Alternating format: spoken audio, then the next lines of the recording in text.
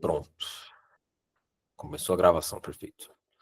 Bom, gente, agora, oficialmente já, após a gravação, oficialmente muitíssimo boa tarde. Espero que tenham passado bem essa semana, né? Estamos aqui agora na penúltima aula do curso. Nós vamos estudar hoje uma novela do Thomas Mann, que é pouquíssimo conhecida do público brasileiro, na verdade, muito pouco lida, muito em função da ausência de uma tradução recente que circula no nosso mercado.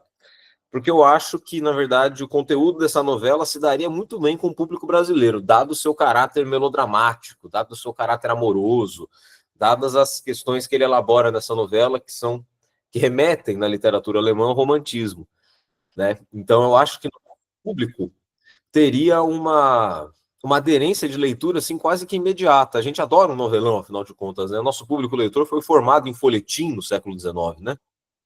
Então, a gente tem, desde o início da formação do nosso público leitor, esse desejo por um enredo calibrado, né? Calibrado em alta tensão amorosa, sentimental, né? Os livros do Alencar não deixam mentir, aí isso chega nas novelas, nas telenovelas. E essa novela que a gente vai estudar hoje, já compartilhando a tela aqui, ela é, de fato, uma novela de alta carga dramática, tá? Quase me esqueci de enviar para vocês. Esqueci de compartilhar aqui só um segundo. Esqueci de compartilhar o link de chamada. Né? No decorrer da aula eu vou lembrando vocês. Mas, como eu estava dizendo, é uma novela que me ocupa já há muito tempo, porque ela foi o objeto do meu mestrado. Certo? Meu mestrado que eu defendi em 2023. Deixa eu colocar lista de chamada. Aula. Pronto, acabei de passar ali, gente. Fixei, tá? No topo das mensagens. E mesmo quem não consiga ver a minha fixada, tá aí dito que a lista de chamada da aula está passando. Beleza? Então, compartilhando aqui. A Enganada, é o nome da novela, A Enganada, de Thomas Mann, a paródia do romantismo alemão. Então, como eu estava contando para vocês, essa novela, ela me ocupa já há bastante tempo, ela foi meu objeto de iniciação científica, lá nos idos de 2017, faz um tempo já, que foi a minha primeira incursão no mundo do Thomas Mann por essa novela pouquíssimo conhecida, e o que me levou a ela foi o mero acaso. É até uma história curiosa. Assim. Eu ganhei o livro de uma ex-namorada, que é esse livro aqui. Ó. Esse livro aqui que é uma tradução portuguesa da novela, tá? São as 3 últimas novelas do Mann, As Cabeças Trocadas, A Lei e A Mulher e aqui eles traduzem por A Mulher Atraiçoada. Eu não gosto dessa tradução, porque eu acho ela muito aportuguesada, muito, enfim. Acho que A Enganada garante a estrutura do nome em alemão, que é esse aqui que eu vou colocar no chat. Em alemão o nome é esse. E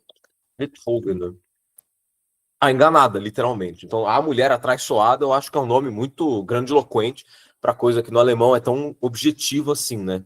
E uma tradução como essa aqui já garantiria o artigo definido e o nome, né? A Enganada. Eu ganhei esse livro aqui, de minha namorada, e isso faz tempo, nesse ano de 2017. E aí eu tinha me interessado muito por Thomas Mann já numa das aulas do começo da graduação. De um dos professores que foi do professor que foi futuramente o meu orientador da IC e depois do mestrado, o professor Jorge de Almeida, professor do departamento de teoria, da teoria literária e literatura comparada da USP. Ele ministrou em 2016, quando eu tinha acabado de entrar na faculdade, uma aula sobre a Montanha Mágica. E aí eu me encantei profundamente sobre a forma do romance, sobre os problemas que ele elaborava. Eu fiquei, enfim, de fato, muito, muito encantado. Como eu falei para vocês, eu me encanto muito pelo estilo do Mann. Eu fiquei muito magnetizado pela obra dele, pela Montanha Mágica. E eu comecei a incursão nessas fontes do passado, da Montanha Mágica, e fui indo encontrar, procurando algum objeto de pesquisa, tal. No começo eu queria falar da Montanha Mágica, porque era o livro que eu tinha lido, mas acabou que a Montanha Mágica é um livro já muito comentado, já muito lido, relido e com muito artigo, muita dissertação de mestrado, muita tese escrita. Enfim, é um livro já em termos mercadológicos, no mundo acadêmico, muito saturado. E aí calhou que eu tinha ganhado esse livro aqui, e aqui todas as 3 narrativas que estão nele eu não conhecia. E eu, na época, não me interessava tanto por essas questões mitológicas e tal, como eu me interesso hoje. Aí eu fui direto para a narrativa que se passa no século XX, dessas 3 últimas narrativas dele, que é essa novela. E eu encontrei aqui uma coisa de muito interesse, uma história muito estranha, muito curiosa, e eu acabei me interessando, me embrenhando nela, e me interessei efetivamente, e notei que em português tinha muito pouco, quase nada escrito sobre ela. Para não dizer assim, entre parênteses, na boca miúda, assim, que não encontrei nada em português sobre ela. Só alguns comentários por cima do Anatol Rosenfeld. Então, em português não tinha quase nada, né, sobre ela. Tem essa tradução, que é de 2000, dessa década, de 2010, não sei qual, e tem uma outra edição, uma outra tradução mais antiga pela editora Mandarim. Tá? Que, se não me engano, é de 2001 a tradução. E essa tradução eu não conferi. Eu olhei nessa aqui, que eu tenho em mãos, que é da Livros do Brasil, Dois Mundos, da Porto Editora. E, honestamente, eu não gosto muito dessa tradução, como eu vou mostrar para vocês no decorrer da aula. Tá? Mas, então, basicamente, essa aula, para mim, de todas que eu estou ministrando para vocês, é que eu tenho mais tranquilidade, mais intimidade, porque se trata de uma novela que eu lidei com ela por muito tempo, de 2017 até 2023, basicamente, que eu fiquei lendo e relendo, pegando leituras dela, tentando desvendá-la de vários modos. Então, basicamente, essa aula que nós teremos hoje é uma síntese da minha dissertação de mestrado, mas, sobretudo, antes de tudo, na verdade, uma versão para apresentação para a sala de aula de um artigo que eu publiquei, que no final da aula eu envio para vocês. Tá? Um artigo que eu publiquei comparando essa novela do fim de vida do Man, A Enganada, com uma novela que aí sim é muito conhecida pelo público brasileiro, que é A Morte em Veneza. Então eu publiquei um artigo fazendo uma comparação, que é um capítulo do meu mestrado, e aí a aula, vocês vão ver, vai ter um momento que eu vou entrelaçar essas 2 narrativas, inclusive para conversar mais com vocês, porque eu imagino que essa narrativa aqui ninguém tenha lido, é muito difícil ter alguém que a tenha lido. Agora, A Morte em Veneza, essa sim, o nosso público leitor, vocês com certeza já entraram em contato, afinal, é um dos livros mais publicados aqui, mais lidos pelo público brasileiro. Bom, feito todo esse introito, né, meio biográfico e tal, vamos aí. Vocês vão notar que a aula de hoje ela tem um corte assim na seleção das aulas, ou na seleção das pinturas, que vamos ver se vocês conseguem adivinhar a razão do porquê que eu escolhi esses quadros e tal. São quadros, eu fiz questão de selecionar quadros sempre... Adriana, que legal! Então você vai poder ser uma interlocutora. Os quadros todos que eu usei aqui são todos de pintores franceses do fim do século XIX. Todos eles. Então vamos indo. Vamos começar a dar início. Ao fim da vida, o Man escreve uma novela. Mas a gente precisa caracterizar um pouquinho o que seria esse fim de vida. Qual a circunstância biográfica ele se encontrava. Né? Eu tenho aqui uma colinha para eu não perder, porque ele, nesse momento em que ele está escrevendo A Enganada, ele está passando, ele termina de escrever essa narrativa já no seu segundo exílio na Suíça. Porque em 1952, o Thomas Mann ele sai dos Estados Unidos, ele se exila do seu exílio, vamos chamar assim, se exila dos Estados Unidos por conta do clima, da atmosfera macartista, né? De caça às bruxas. Então ele é listado pelo FBI na lista de atitudes anti-americanas. Porque eu falei isso na primeira aula do curso, né? Ele falava assim abertamente que ele defendia ideais, que ele tinha tendências socialistas, que ele admirava determinadas ideias do socialismo, e um homem, né, nos termos que a gente leu na aula, um homem razoável do nosso tempo seria um socialista moderado. Então, falas desse teor o fizeram ser listado como um perigo para a ordem pública dos Estados Unidos da América. E aí o Mano fica meio, bom, esse negócio eu já vi acontecer, né? Esse negócio aí não é bom, a perseguição política, e na Alemanha deu o que deu. Então eu vou fazer o seguinte, eu vou dá no pé daqui, vou embora para um lugar que eu sei que tenha, para um lugar que eu sei que conserva determinada cultura europeia, a qual eu quero terminar os meus dias em contato. Eu vou terminar os meus dias, então, na Suíça. Né? E nesse caso, parênteses, é na Suíça também que o narrador de O Eleito escreve a sua narrativa de uma pan-Europa, né? De uma Europa reconciliada sem limites nacionais, né? Então, esse fim de vida do Mann, ele estava na Suíça, fugindo da perseguição do macartismo. 2 anos antes da sua morte, ele já estava com uma saúde muito debilitada, já tinha feito algumas cirurgias no pulmão, já tinha o corpo já bastante mais enfraquecido, as suas forças físicas já não correspondiam à sua força mental, e ele buscava, depois do Eleito, ele temia, melhor dizendo, depois dele ter publicado O Eleito, que os seus materiais narrativos, que as histórias a se contar, já estavam escapando por entre os seus dedos. Ele imaginava que não teria mais tanto a contar. Ele estava sem um tema, sem um assunto para narrar. Até que ele se lembra de uma situação que lhe ocorreu nos anos 20, de uma mulher que estava doente. E isso, não vou dar spoiler, a gente vai ver daqui a pouco, lhe dá um ensejo de escrever uma última novela, de escrever uma novela sobre uma doença que se confunde com uma nova vida, e isso tem tudo um desdobramento muito, muito potente, eu acho, como eu vou tentar mostrar. Bom, então esse é o enquadramento biográfico do Mann, então é um enquadramento bastante assim, já debilitado, né, certo? Ele é um homem bastante idoso, já próximo dos 80 anos de idade, e tem uns 80 anos, quase os 80 anos, bastante debilitado. E aí, ele volta, já pensando, né, nessa questão do homem mais velho, do idoso, que vai se aferrar aos problemas, às formas, às convenções do seu tempo, aspas, seu tempo, né? Ele volta para uma forma de narração em prosa bastante alemã, característica, eu diria, da literatura em prosa da Alemanha, da literatura de língua alemã. Esse gênero narrativo, aqui lendo o slide já, ao contrário das obras anteriores do curso, é elaborado a partir de um enredo mais enxuto. É isso que a gente pode definir uma novela em linhas gerais, né? Localizando-se num só núcleo narrativo, com poucas personagens, sem um grande número de peripécias. A partir de Goethe, novamente, todos os grandes escritores de língua alemã se debruçam sobre esse gênero de narrativa. No caso do romantismo alemão, quase todos os grandes escritores têm uma grande novela. O Theodor Storm, Ludwig Tieck, o Heinrich Heine, todos eles, escritores centrais do período romântico, têm grandes novelas publicadas. E o Thomas Mann foi leitor ávido de todos eles.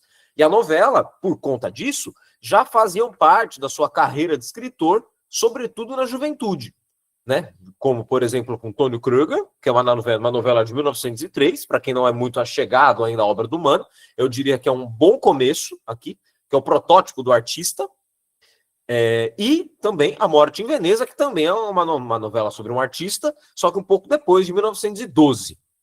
Então, vocês veem que tem um arco histórico, um arco temporal muito longo, né? O Tônio Kröger é de 1903, A Enganada é de 1953. Então, são 50 anos de literatura que, no final da vida, ele vai voltar para essa forma de composição, como eu estou dizendo, bastante germânica, bastante importante na história da literatura alemã na Europa. E aí, essa tradição da novela, ela consta entre os gêneros narrativos mais caros e elevados da tradição da prosa alemã. Essa superioridade é a partir da leitura da atribuição que o Goethe impõe a ela também. Vê nela, melhor dizendo. Que vê nessa forma uma analogia com a tragédia. Isso é, uma novela, para o Goethe, seria uma tragédia em prosa. Inclusive, essa novela aqui, ela não é dividida em capítulos, mas ela é dividida em 5 sessões narrativas, vamos dizer assim. E vocês sabem que uma tragédia clássica é dividida em 5 atos. Então a novela, ela tem 5 sequências narrativas que corresponderia, em alguma medida, a essa disposição trágica da narrativa. Entendeu? Então, pela forma, pela apreensão imediata da forma, a gente já consegue intuir que vai acontecer. A Morte em Veneza também é organizada numa divisão em 5 capítulos, no caso da Morte em Veneza. Na Enganada são sequências narrativas, ele não diz capítulo 1, 2, 3. Tudo bem até aqui? Então a gente está se aproximando. Então a gente precisa saber o que acontece na Enganada, o que acontece nessa narrativa. Sendo um núcleo tão enxuto, sendo um núcleo tão resumido não, sendo um núcleo tão magro de acontecimentos, ele pode caber em um slide. Seria impossível resumir o Dr. Fausto em um slide, por mais que eu tenha feito isso. Mas aqui seria muito mais fácil eu resumir do começo ao fim, que foi o que eu fiz. Vamos lá. Rosalie von Trümler, que é o nome da protagonista, é uma viúva de meia idade. Né? Na novela, ela começa fazendo 50 anos, já passada da menopausa. Com seu falecido marido, teve 2 filhos, Ana e Edward. A primeira é uma artista de vanguarda com tendências cubistas e serve de confidente à mãe, que lhe conta toda a sua vida sentimental. Então a filha, essa artista, é uma confidente da vida sentimental da mãe. Já Edward, o caçula, é um garoto mimado que vive confortavelmente sua vida de pequeno burguês nesta Düsseldorf do início dos anos 1920. Então aqui eu já anunciei onde ela acontece, onde ela se desdobra. Nessa cidadezinha de Düsseldorf, que, sinceramente, ela aparece muito raramente na obra do Thomas Mann. Então, ela aparece no Dr. Fausto quando eles vão viajar para um castelo no fim do livro. Mas essa aqui é a única novela, a única narrativa que se passa integralmente dentro dessa cidade, na obra dele. Esse filho da Rosalie está fazendo aulas particulares de inglês.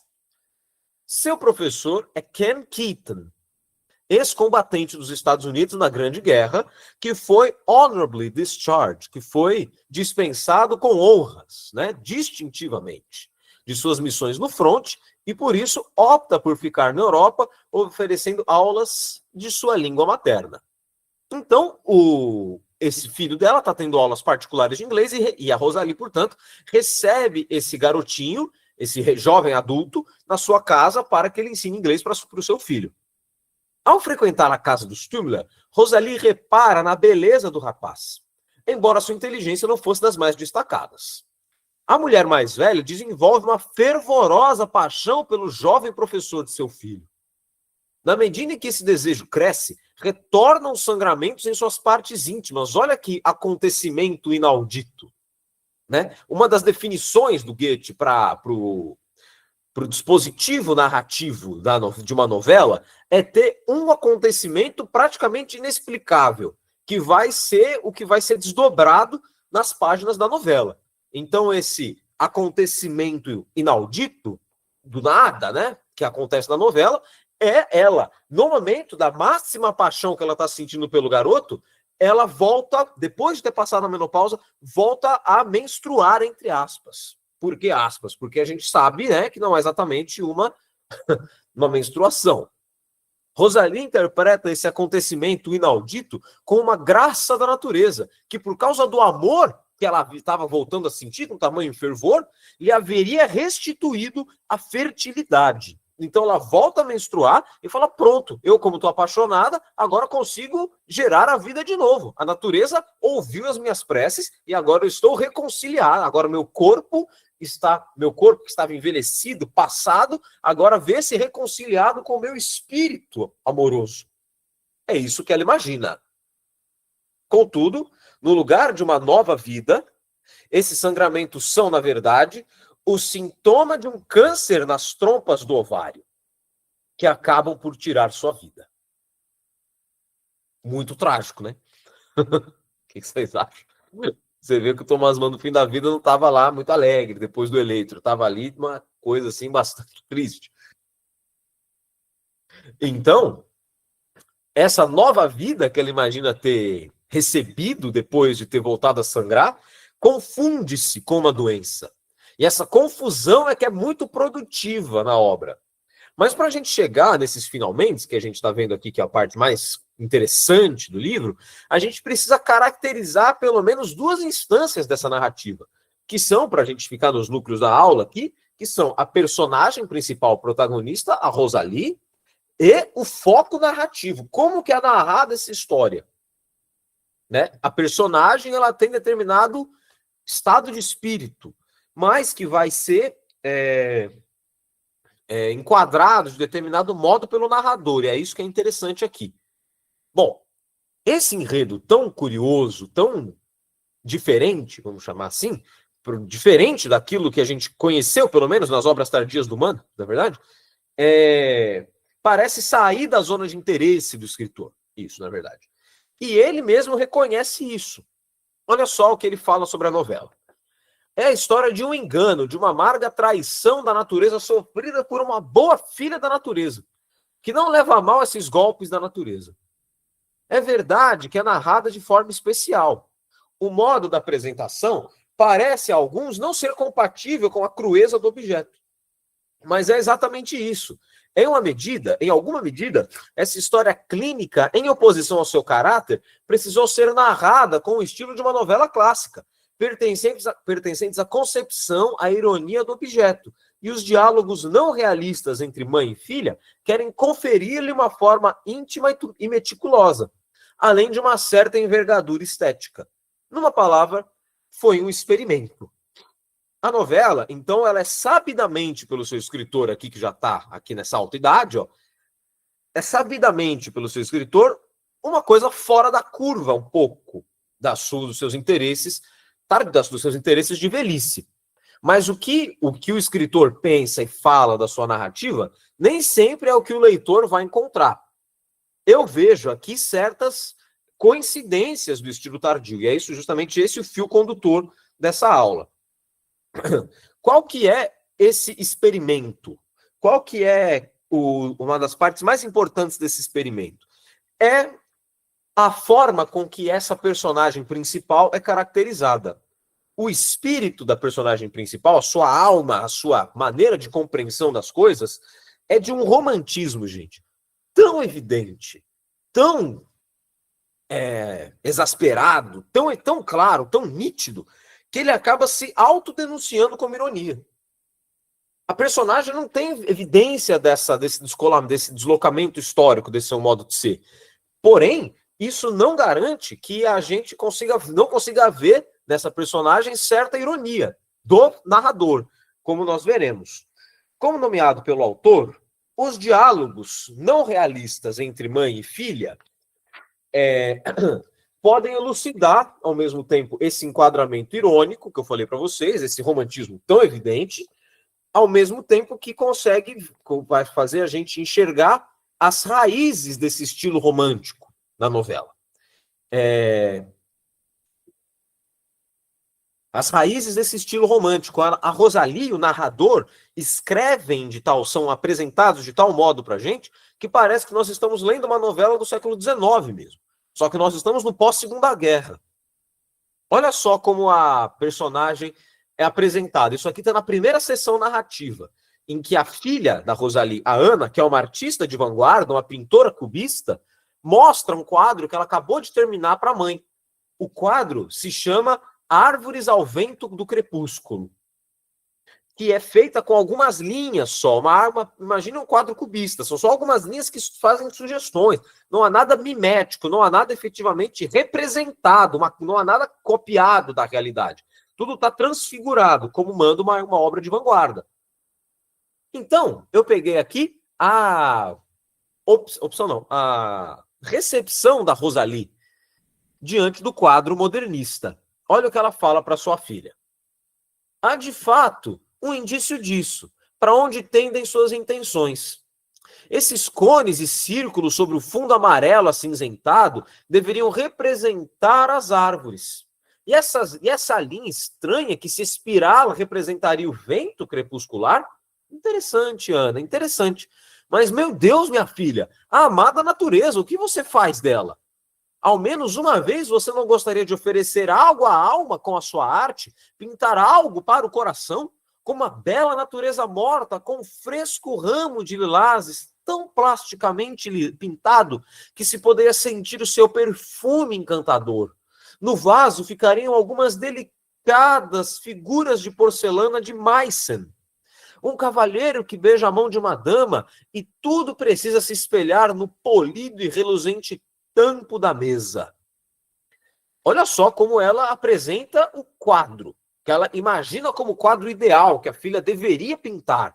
Aqui uma ilustraçãozinha do que é uma natureza morta, tá? Para quem não tem clareza do que é essa forma de pintura, que é muito frequente no barroco, principalmente nos países nórdicos, nos Países Baixos, perdão, na Holanda. Aqui, no caso, é um pintor holandês, o Willem Kalf.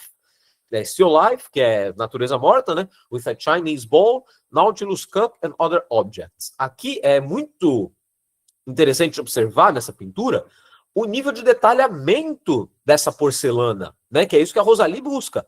Ela quer encontrar um nível de arte com a representação tão minuciosa, tão perfeita, que parece que nós poderemos sentir o sumo dessa laranja. Olha só o jogo de luz nos gomos dessa laranja, essa casca tensa, parece que ela acabou de ser descascada, né? Parece que tem um sumo no ar ainda nesse quadro. Sem contar a tridimensionalidade dessas figuras aqui que estão de mãos dadas nessa porcelana. Então, a qualidade, a técnica empregada para a composição de uma natureza morta é uma técnica que era literalmente vendida pelos artistas. Quanto mais trabalhado era o quadro, mais caro ele era. No caso desse daqui, é exatamente isso. É um quadro extremamente detalhado. Vocês podem ver que a quantidade de pincéis finos, de pinceladas assim minuciosas, é de estontear mesmo, isso daqui. Então, a concepção de arte de Rosalie é, gente, de uma visão de mundo que não é a do século XX. Né? Eu diria, no mínimo, que a concepção de arte de Rosalie era uma concepção de arte do século XIX, se não anterior. É uma concepção de arte praticamente romântica, porque ela diz, ó, pintar algo para o coração. Uma arte que agarra você pelo coração, por essa coisa emotiva, é a concepção mais basilar do estilo romântico, da forma do espírito romântico, né? Então, vamos ver aqui como ela vai se desdobrar nisso. É uma sensibilidade romântica que intui na natureza uma reconexão profunda com a alma, né? Pintar para o coração, transfigurar a natureza de tal modo, seria falsear a sua verdade, essa reconexão com o espírito. A fragmentação modernista, isso é, o seu caráter de quebrar a realidade, de fragmentá-la, causa espanto na mãe, como nós vimos. A resposta da Ana, que é aqui, corrobora para notarmos a tensão entre romantismo e modernismo, que nesse primeiro capítulo da novela está figurada entre mãe e filha. A Rosalie fala isso, certo? A filha responde isso. Pare, mamãe, pare. Você tem mesmo uma fantasia inimaginável, mas já não é possível pintar dessa maneira. Ana, você não estaria querendo dizer que com o seu talento é incapaz de pintar algo tão reconfortante para o coração? Você me entendeu mal, mamãe. Não é questão de eu conseguir ou não. Já não é possível fazê-lo. A situação do tempo e da arte não o permitem mais. Nessa resposta da filha, deve ressoar, vocês que estão acompanhando o curso desde o começo, deve ressoar as restrições que o diabo fez ao Adrian Leverkusen, um artista de vanguarda. Né? Não é mais possível pintar algo para o coração. Só é possível pintar esses quadros como o do Picasso, porque, afinal de contas, o diabo é o verdadeiro senhor do entusiasmo no século XX. Não tem como pintar mais nada para o coração, porque essa conexão entre arte e alma foi rompida pelo processo histórico da Europa. Agora a arte está fechada no núcleo de sabidos, de conhecedores, e essa conexão íntima, essa relação simbiótica do homem com a arte, ela precisa ser desfibrilada, ela precisa alcançar você de uma forma de agressão ao espectador, que é o caso do Picasso aqui nesse quadro que eu adoro, Violino e Uvas. Eu tenho esse Picasso aqui em casa, né, o original, vocês podem imaginar, eu sou milionário, né, por isso que eu estou fazendo doutorado, sou professor, na reprodução ilegal que eu peguei da internet, eu tenho ele na sala do meu quarto, na sala da minha casa. Eu acho ele muito legal porque são violino e uvas, né? São duas formas sinuosas, são duas formas arredondadas, delicadas, que estão representadas por sobreposição de formas geométricas. Então, a maneira de figurar esses dois objetos com predominâncias de curvas é pela sua fragmentação plena. né? A gente tem lembranças do que é a cabeça do violino aqui, né? Você tem que aproximar só aquilo que o quadro quer representar do que é. Isso aqui não é um violino de fato, isso aqui é uma pintura. E o que a Ana está falando para a mãe é: pintar desse jeito aqui, mãe, não dá mais para fazer. A situação do mundo não permite mais. E aí a mãe responde o quê? Ela reafirma a sua convicção romântica. Tanto pior para os tempos e para a arte. Não, me perdoe, minha filha, eu não quis dizer isso. Se é o progresso da vida que o impede, não há nada então a se lamentar. Pelo contrário, seria triste se ficássemos no passado. Eu entendo perfeitamente. Eu entendo também que é preciso talento para conceber uma linha tão expressiva como a que você pintou. A mim, ela não diz nada, mas vejo claramente que ela é muito expressiva. Então, vejam bem, a Rosalie, ela nega a arte modernista da filha, não por uma questão de mero reacionarismo, não por uma questão de negar a arte nova, de achar que a arte antiga é melhor, porque ela reconhece, pelo contrário, seria triste se ficássemos no passado. Ela tem um reconhecimento de que o progresso nas artes é essencial. Mas então, reduz-se a uma questão assim: a mim, ela não diz nada. Não quer dizer que a sua arte é ruim, minha filha. Pelo contrário, é preciso talento e técnica para conceber essa expressão, essa linha aí que você pintou. Porém, para a minha sensibilidade, ela não diz nada. A minha sensibilidade, praticamente o que a Rosalie está dizendo, a minha sensibilidade não é modernista. A minha sensibilidade é romântica, que quer algo pintado para o coração, que quer sentir enlevada, quer se emocionar, quer elevar o espírito pelo contato com a arte. Que é um problema na arte, na história da arte, é um problema não só do romantismo, mas principalmente do romantismo. Então, Rosalie, ela tem uma sensibilidade desterrada, poderíamos dizer assim.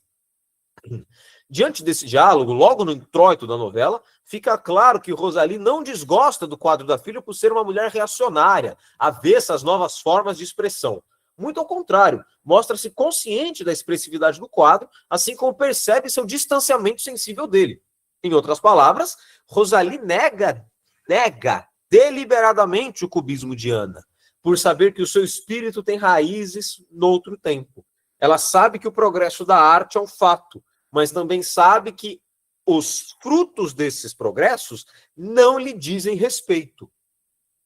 Então ela é dotada de uma certa inteligência para conseguir distinguir essas duas coisas, certo? Porque o primeiro princípio de um quadro que a gente não gosta é falar: bom, esse quadro é ruim, pronto. Mas ela diz: não é que seu quadro é ruim, é que eu não tenho essa sensibilidade, eu venho de outro tempo, mais ou menos. Pelo menos essa é a leitura que eu faço. Estamos indo para enquadrar essa personagem? Vocês não acharam muito curioso o nome dela, gente? Hein? Rosalie? O que tem dentro desse nome, né? Você tem uma flor, né? O nome dela está em flor. Rosalie é flor até no nome. Poxa vida. Tem um dos comentadores dessa novela, que é quem escreveu a edição crítica dela, que foi publicada em 2021, na Alemanha. O Hans Rudolf, vou colocar o nome dele aqui. Eu falei dele na aula do Dr. Fausto. Hans. Gente. Na edição crítica da novela, ele fala assim, que o nome Rosalie sugere aroma rosas e aroma de rosas, levando a uma concordância transparente entre o nome e a essência de sua personagem. Então, isso atribui a ela uma dimensão muito ingênua. Mas estamos vendo aqui que de ingênua ela não tem muita coisa. Ela sabe o que ela está escolhendo. Ela não está só indo assim, ao léu, sem nenhuma informação. Ela sabe para onde ela está indo.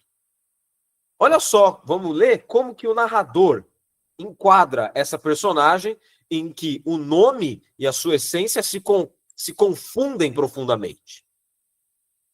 Nascida na primavera, filha do mês de maio, Rosalie festejara os seus 50 anos com os filhos e 10 ou 12 amigos íntimos, damas e cavalheiros, no jardim de uma estalagem às portas da cidade. iluminado por lampiões de cores variadas em volta de uma mesa colorida de flores. Não sem algum esforço juntara-se a alegria generalizada entre o tinir de taças e os brindes proferidos, ora repleto de afeto, ora em tom mais jocoso, já que desde há bastante tempo, e particularmente naquela noite, a sua saúde sofria de perturbações orgânicas próprias da idade. A irregularidade e o gradual desaparecimento acompanhados, no seu caso, de alguma resistência psíquica de sua feminilidade fisiológica.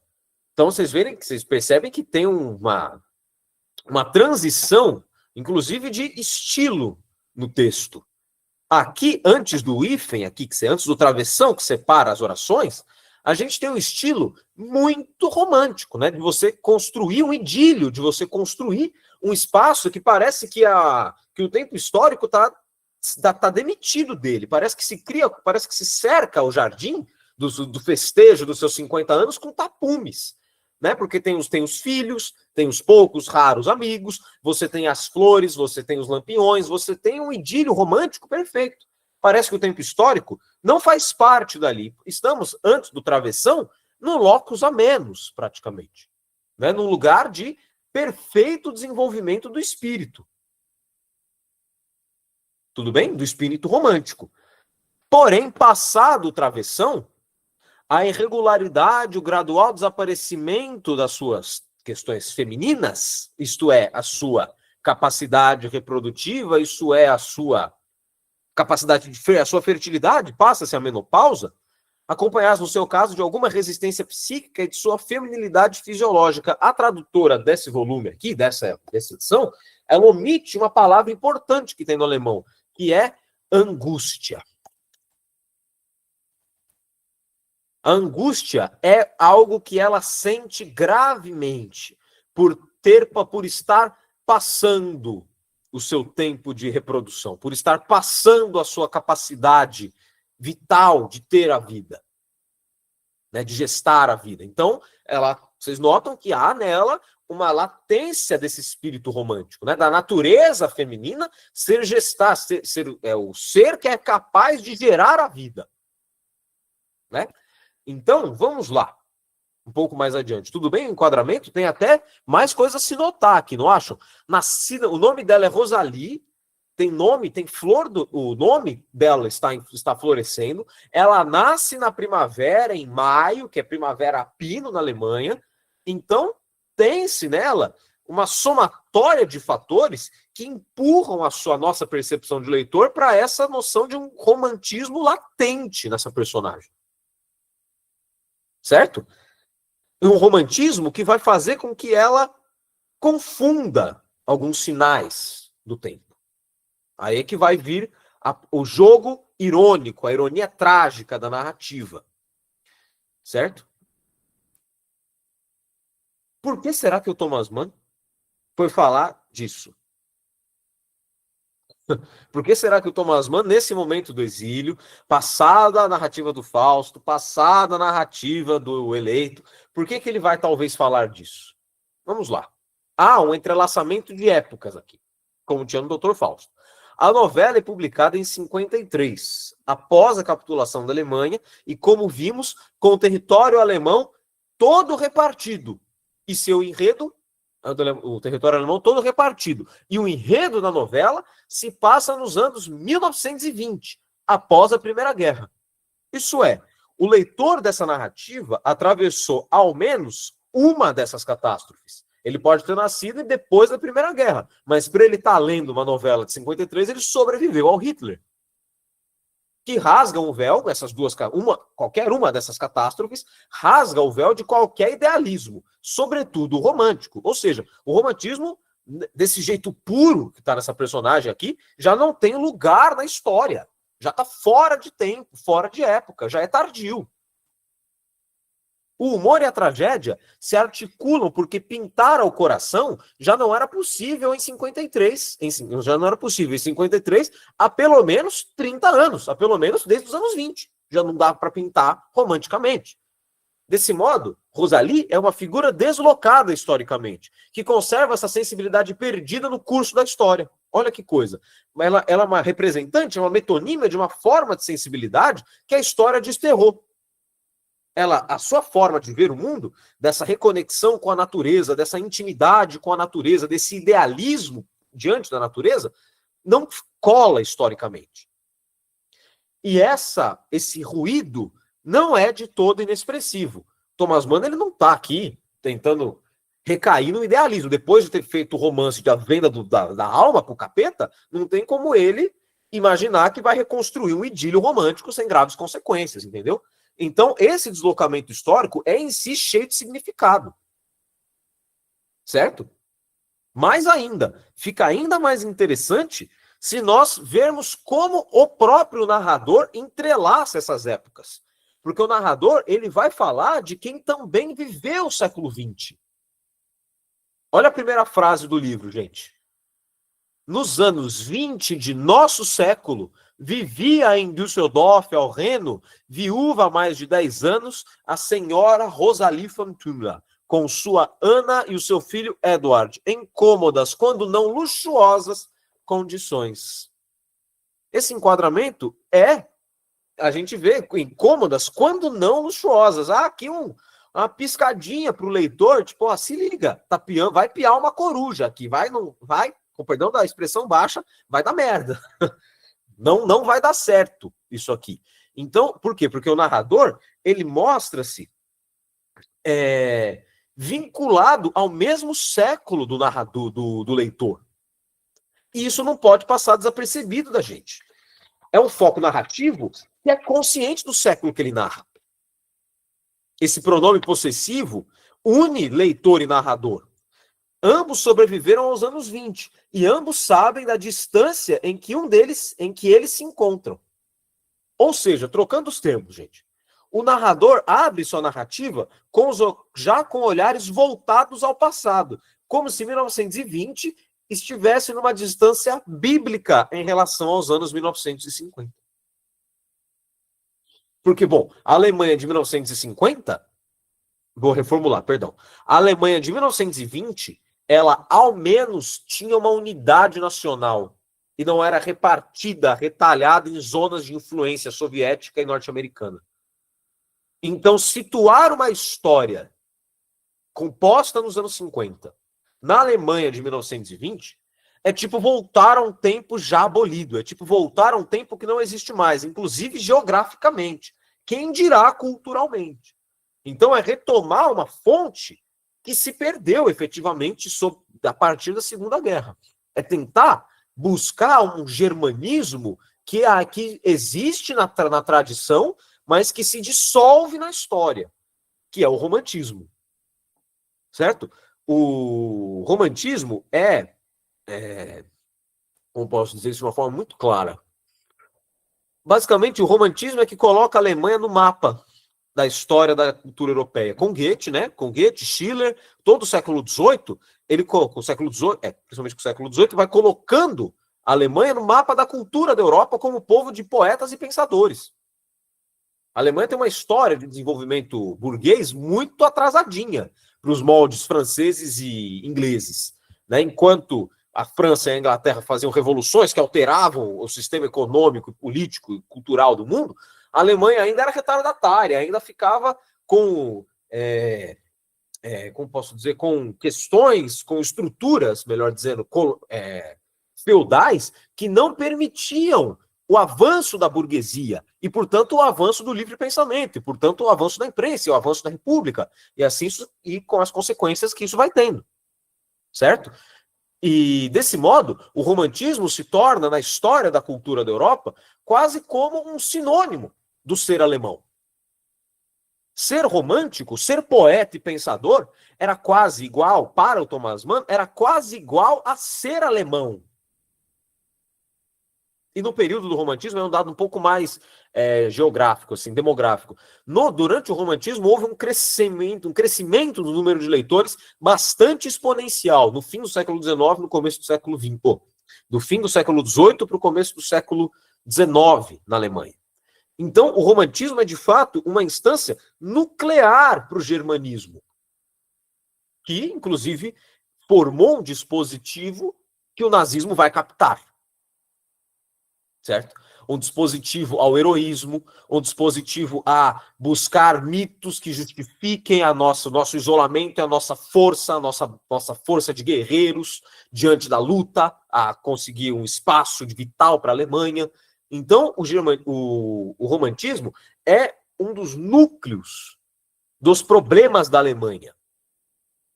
Nos seus problemas da Alemanha, do seu lugar na Europa e da sua identidade dentro dos seus limites. Então, reativar esses problemas do romantismo passada a Segunda Guerra, localizando-a nos anos 20, é um modo de fazer com que a gente pense sobre esse problema alemão. Será que o romantismo é somente algo descolado da realidade ou ele pode ter uma potência crítica? Essa é a questão que eu quero que a gente pense. Será que o romantismo tem uma potência crítica ou são só idealizações e idealismos aguados e inócuos? Vamos ler a narrativa, vamos ver o que ela nos conta. Olha só, o narrador, gente, ele tem um comportamento muito interessante nesse livro.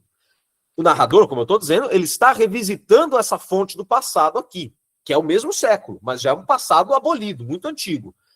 E o narrador, por ser um narrador, como o próprio Mann disse, talhado no molde da novela clássica de língua alemã, ele encontra nessa sua personagem talvez o objeto perfeito para os seus anseios. Esse narrador antigo, esse narrador de língua alemã antiga, encontra nessa personagem romântica aquela que vai efetivar muitos dos seus anseios, que é o anseio romântico. Olha só o narrador. Ele pode ser lido, é isso que eu argumento no meu mestrado, na verdade. O narrador ele pode ser lido como um entusiasta do idílio de Rosalie. Vamos ler esse trechinho, que vai descrever um dos jardins da Rosalie. A época das rosas era o seu maior deleite. No seu jardim, com o anteparo, ela guardava a rainha das flores, a protegia cuidadosamente das lagartas famintas com os meios adequados. E quando a floração durava, os ramos frescos de rosas já maduras ficavam de pé sobre as cômodas e mesinhas, em botão, ou meio abertas ou em plena pujança, vermelhas em sua maioria, já que as brancas ela não apreciava. Eram de seu próprio cultivo, ou presentes de atenciosas visitantes, que conheciam sua paixão. O tamanho da frase, né? Você tem uma frase aqui, ó. A época das rosas era o seu grande deleite. Daí, depois, é uma frase só. Daqui até aqui. Uma frase longuíssima em alemão. Corresponde ao empenho de ampliar o minucioso e ornamentado roseiral de Rosalie. É um detalhe do jardim, gente. Mas o tamanho, o zoom que ele dá, faz com que ele ganhe proporções muito grandes. Essa descrição excessivamente próxima das flores faz com que esse pequeno jardim ganhe dimensões de todo um idílio romântico, ganhe dimensões de toda uma totalidade da natureza. Tem as lagartas, ó, que podem vir predar. Você tem todo um ciclo de vida aqui, né? Você tem as rosas, cadê? Tem as rosas em botão, as meio abertas e as em plena pujança, e depois vai vir as mortas, né? Então você tem todo um ciclo vital, você tem outros animais, você tem toda uma totalidade da natureza figurada nesse pequeno quadro, que é isso que a palavra idílio quer dizer em grego, né? Idílio em grego quer dizer isso, pequeno quadro. Olha só, mantendo o vocabulário da aula aqui, né? E o idílio é sempre uma forma de composição, uma forma de escrita, de literatura, muito afeita aos poetas bucólicos, né? Seja lá o de Roma, como Virgílio, seja os Árcades, né, do século XVIII. E é bom. Esse idílio, esse pequeno quadro, mostra que ao leitor se confundem o ponto de vista do narrador e de sua personagem. Para quem, afinal, que esse jardim é tão grande? Só para Rosalie, que trabalha com ele, assim, com as ferramentas mais detalhadas, ou também para o narrador que dá corpo e forma para esse jardim? Com uma frase imensa, mostrando todas as partes, todos os momentos da vida. Então, o que eu estou querendo mostrar para vocês é que há um imbricamento, há uma confusão entre narrador e personagem. E quem faz o curso de letras aprende que esta combinação tem nome narrativo. É o discurso indireto livre. Em alemão tem um nome até mais interessante, na minha visão. É a Erlebte Rede. Um discurso vivido. É um discurso que ganha vida na sua frente. É um discurso da vivência. Em outras palavras, Rosalie se deleita ao contemplar muito de perto as suas rosas vermelhas. E o narrador também teria esse certo deleite. Vejam só como essa imbricação do discurso indireto livre ganha ainda mais potência nessa próxima frase, que é logo da mesma página, no 95, a mesma página. Ela, Rosalie, era capaz de, por muito tempo, de olhos fechados, mergulhar seu rosto em tais ramos e assegurar, quando novamente levantasse, que esse seria o aroma dos deuses. Assim como Psique se inclinara com sua lâmina sobre o amor adormecido, sentindo seu hálito, seus cachos e bochechas, ela certamente se satisfez com esse aroma. Esse seria o aroma dos deuses. E ela não duvidava que no céu os espíritos bondosos respiravam pela eternidade o cheiro das rosas. Olha só que tamanho de coisa, né? De novo, um jardinzinho minucioso, pequeno, um pequeno quadro, é capaz de abarcar a história clássica de amor, de Eros e Psique. De Psique e amor. Então, vamos dizer assim, ó. Essas duas expressões que eu destaquei aqui, gente, ó. Esse seria o aroma dos deuses, esse seria o aroma dos deuses, esse seria o aroma dos céus. Vocês notam que tem um paralelismo sintático entre eles. Tem a mesma estrutura. Em alemão é assim. Das sei, o primeiro, Götter, Duft, e o segundo é das sei, Himmelsarom. Em alemão é a mesma frase, só muda o objeto, né? Esse seria tal. E essa forma aqui de escrever no alemão, que eu coloquei aqui, é um caso gramatical muito específico, que é um caso gramatical, é o conjuntivo um, que é como o nosso discurso indireto aqui, que é a gente usar o discurso de outra pessoa dentro do nosso, elidindo a autoria, que fica nessa zona cinzenta. Quem, afinal, atribui esse aroma dos deuses? Personagem apenas, ou também o narrador dá vazão a esse desejo da personagem? E será que essa vazão que o narrador dá, nesse paralelismo sintático, não poderia mostrar para nós, talvez, que narrador e personagem cheiram juntos esses aromas divinais? Que o narrador meio que encontra na Rosalie ali um espaço para meio que gozar desse tempo perdido? Para ampliar esse idílio que historicamente se perde? Entendeu? Porque, afinal de contas, um singelo conjunto de rosas ganha proporções universais, gente, a partir dessa história de Psique e amor, de Eros e Psique. Só que é uma narrativa que se repete, uma narrativa mítica. Então, assim como o Psique se deita e sente o hálito de amor e se entorpece, eu sinto o aroma das minhas rosas. Percebe que é muito grandiloquente para caber num jardinzinho muito pequeno de uma casa burguesa em Düsseldorf? Isso é um efeito da narrativa que deve chamar nossa atenção. Será que isso tem sentido? Será que esse é uma imbricação, uma combinação de foco narrativo e personagem? Será que isso vai ficar assim o tempo todo? Ou será que o narrador ele vai nos conduzir também ao engano? Será que o narrador também não é enganado? Em alguma medida? Estão acompanhando, gente? A aula de hoje vocês estão bem mais quietinhos, tá tudo bem? Estamos bem? Tá tudo bem, Sheila? Valeu.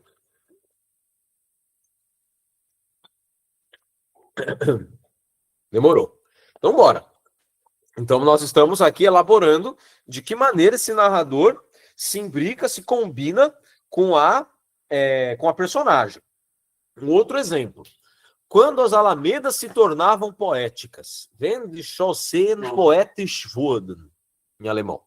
O Que estação mais repleta de sedução e feitiço, aquela em que as árvores se vestiam de flor, os caminhos se tornavam poéticos e a paisagem familiar que servia de moldura aos passeios da mãe e filha resplandeciam de encanto róseo e alvo. E Rosalie, a quem tudo isso encantava e que era dotada de bons conhecimentos de botânica, explicava à filha que o choupo é uma espécie dioica com flores unissexuadas, masculinas ou femininas, que nascem em pés completamente distintos.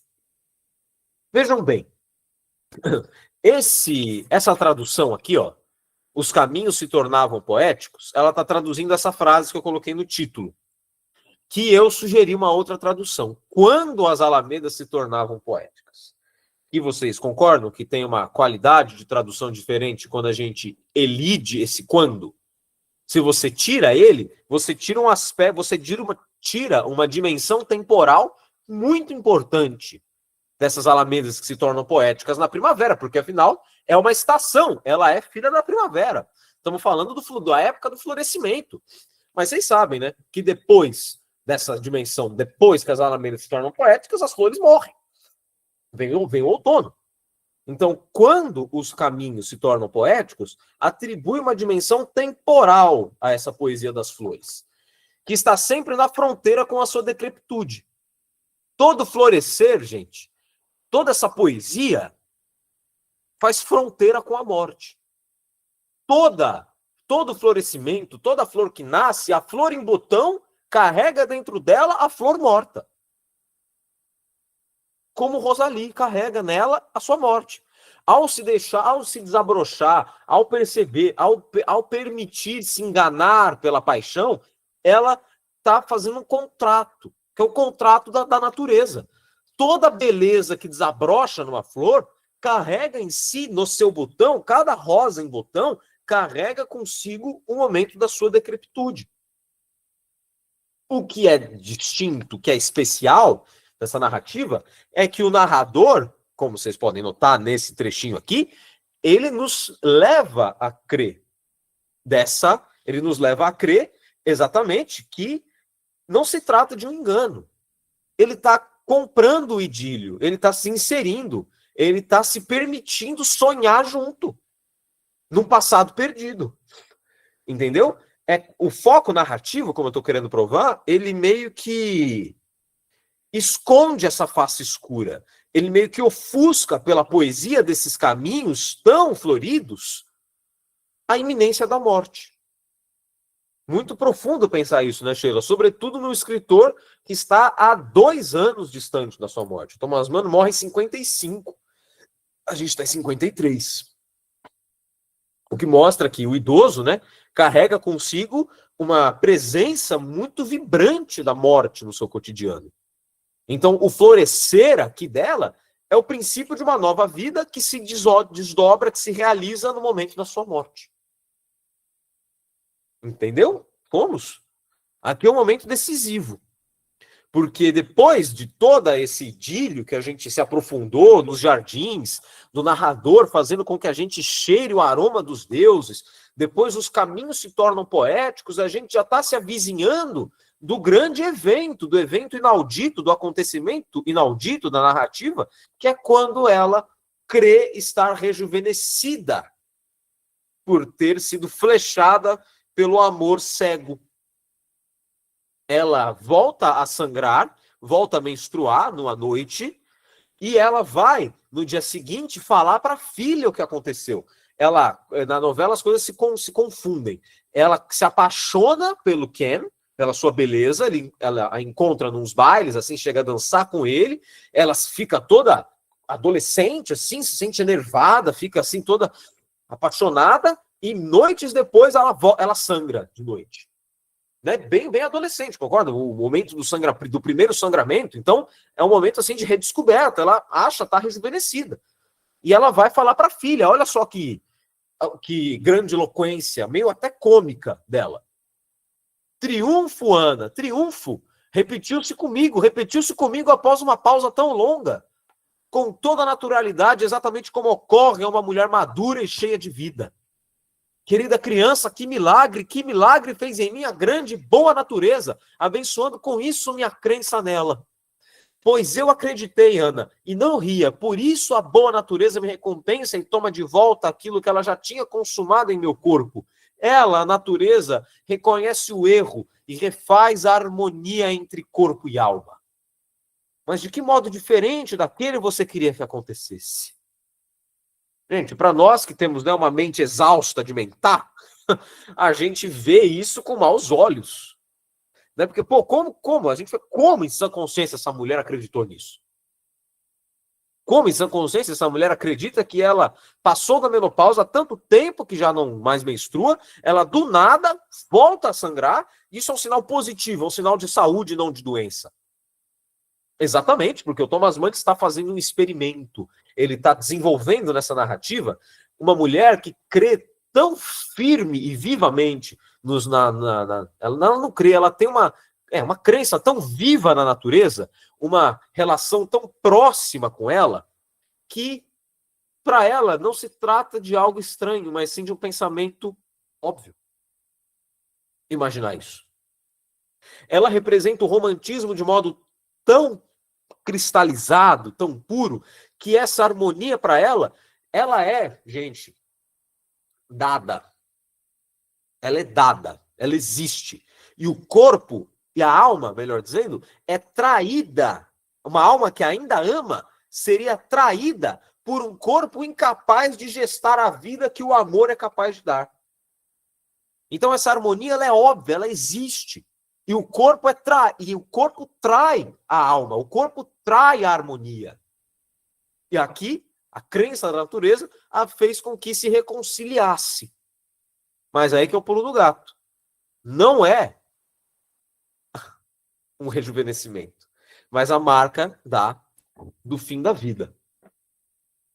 A nova vida e a doença. E aqui é claro que eu dei um zoom numa foto do Mann que ele está mexendo uma flor, porque aí é um motivo da aula, né? O foco narrativo corrobora na construção do idílio romântico, como se tentasse adormecer qualquer possível interferência externa capaz de rompê-lo. Porém, nossa mente exausta de mentar, e aqui é uma citação do Drummond, tá, da Máquina do Mundo, busca contradições e pontos cegos deixados de propósito pelo foco narrativo. O que passamos a considerar mais de perto é aquela pista deixada logo nas primeiras páginas que eu coloquei aqui, há 25 minutos atrás, a angústia que ela sentia ao notar que o seu corpo não mais acompanhava o seu espírito, não acompanhava mais a sua alma. Ali o narrador expôs que a sua menopausa lhe angustiava, dada a redução de sua fertilidade. Esse fato, somado com a volta da menstruação, deve fazer o leitor se perguntar: ora, haveria alguma possibilidade biológica desse evento ser saudável? Aqui, desse modo, nos aproximamos de um dos temas mais importantes de toda a produção literária de Thomas Mann: a doença. Reforço, de toda a produção literária. Né? Então, a doença é uma convivência do Mann de longuíssima data. Perfeito, Gilmar. A preferência dela por rosas vermelhas parece combinar com as crenças de Rosalie. E também tem a dimensão simbólica, né? Que é a cor da volúpia, a cor do prazer, né? Do vinho. Então tem uma dimensão erótica da preferência dela das cores. E também podemos pensar que a cor do sangramento, né? Então você percebe como a preferência pela rosa vermelha é carregada de outros símbolos. Não é assim, não é uma crença, não é um gosto ingênuo. A novela ela vai criando esses símbolos que vão se cruzando, ela vai rotacionando esses símbolos. Então, se é de tão longa data esse tema na obra do Mann, valeria a pena nós vermos como ele pensa a doença. O que é a doença para ele? Nada melhor do que pensar a doença na obra do Thomas Mann, no contexto dele próprio, falando de um escritor que figurou a doença, a enfermidade, a loucura como ninguém, que é o Dostoiévski. Não é não? Ele, em 46, foi convidado por uma editora norte-americana, que ele está nos Estados Unidos aqui nessa data, foi convidado a fazer um prefácio a um livro do Dostoiévski, a um livro de uma coletânea de narrativas do Dostoiévski. E nesse prefácio, o Mann diz o seguinte sobre a doença. Vamos lá. E esse aqui é o nome do ensaio, tá? Dostoiévski com moderação. Antes de afundar a sua vítima na treva espiritual e matá-la, a doença a presenteia com experiências traiçoeiras, no sentido da saúde e da normalidade, de poder, de leveza soberana da iluminação e da bem-aventurada inspiração que o preenchem com arrepios de veneração de si próprio, com a convicção de que aquilo não acontecia há milênios, né? Triunfo, Ana, depois de tão longa pausa, volta a acontecer. Então, olha só que ambíguo, né? No triunfo do que a Rosalie imagina ser a vida, é na verdade o anúncio de que ela vai morrer, pô. Isso aqui é o pio da coruja. A bem-aventurada inspiração e o preenchem com arrepios de veneração de si próprio, com a convicção de que aquilo não acontecia há milênios, com a percepção de si mesmo como veículo divino, receptáculo de graça, quase um Deus. Eu grifei esses dois porque esses dois estão em circulação aqui na novela. A doença, então, para o Mann, pessoal, isso é importante para a obra dele, tá? A doença, para ele, é um limite da vida. Com epilepsia. Sim, ele adorava essa narrativa, viu, Gilmar? O que eu estou querendo mostrar, assim, para a doença, para o Thomas Mann, é um espaço, é uma condição espiritual limítrofe da experiência humana. Você, ao estar doente, pelo menos um grande homem, um grande pensador, filósofo, escritor, a doença lhe acomete e lhe dá um acesso a uma nova configuração de signos, a uma nova compreensão das coisas. Um bom artista, na concepção do Thomas Mann, é sempre, em alguma medida, uma pessoa enferma.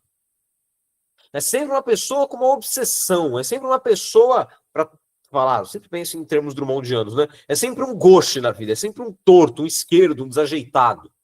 E a doença, ela agrava esse desajuste.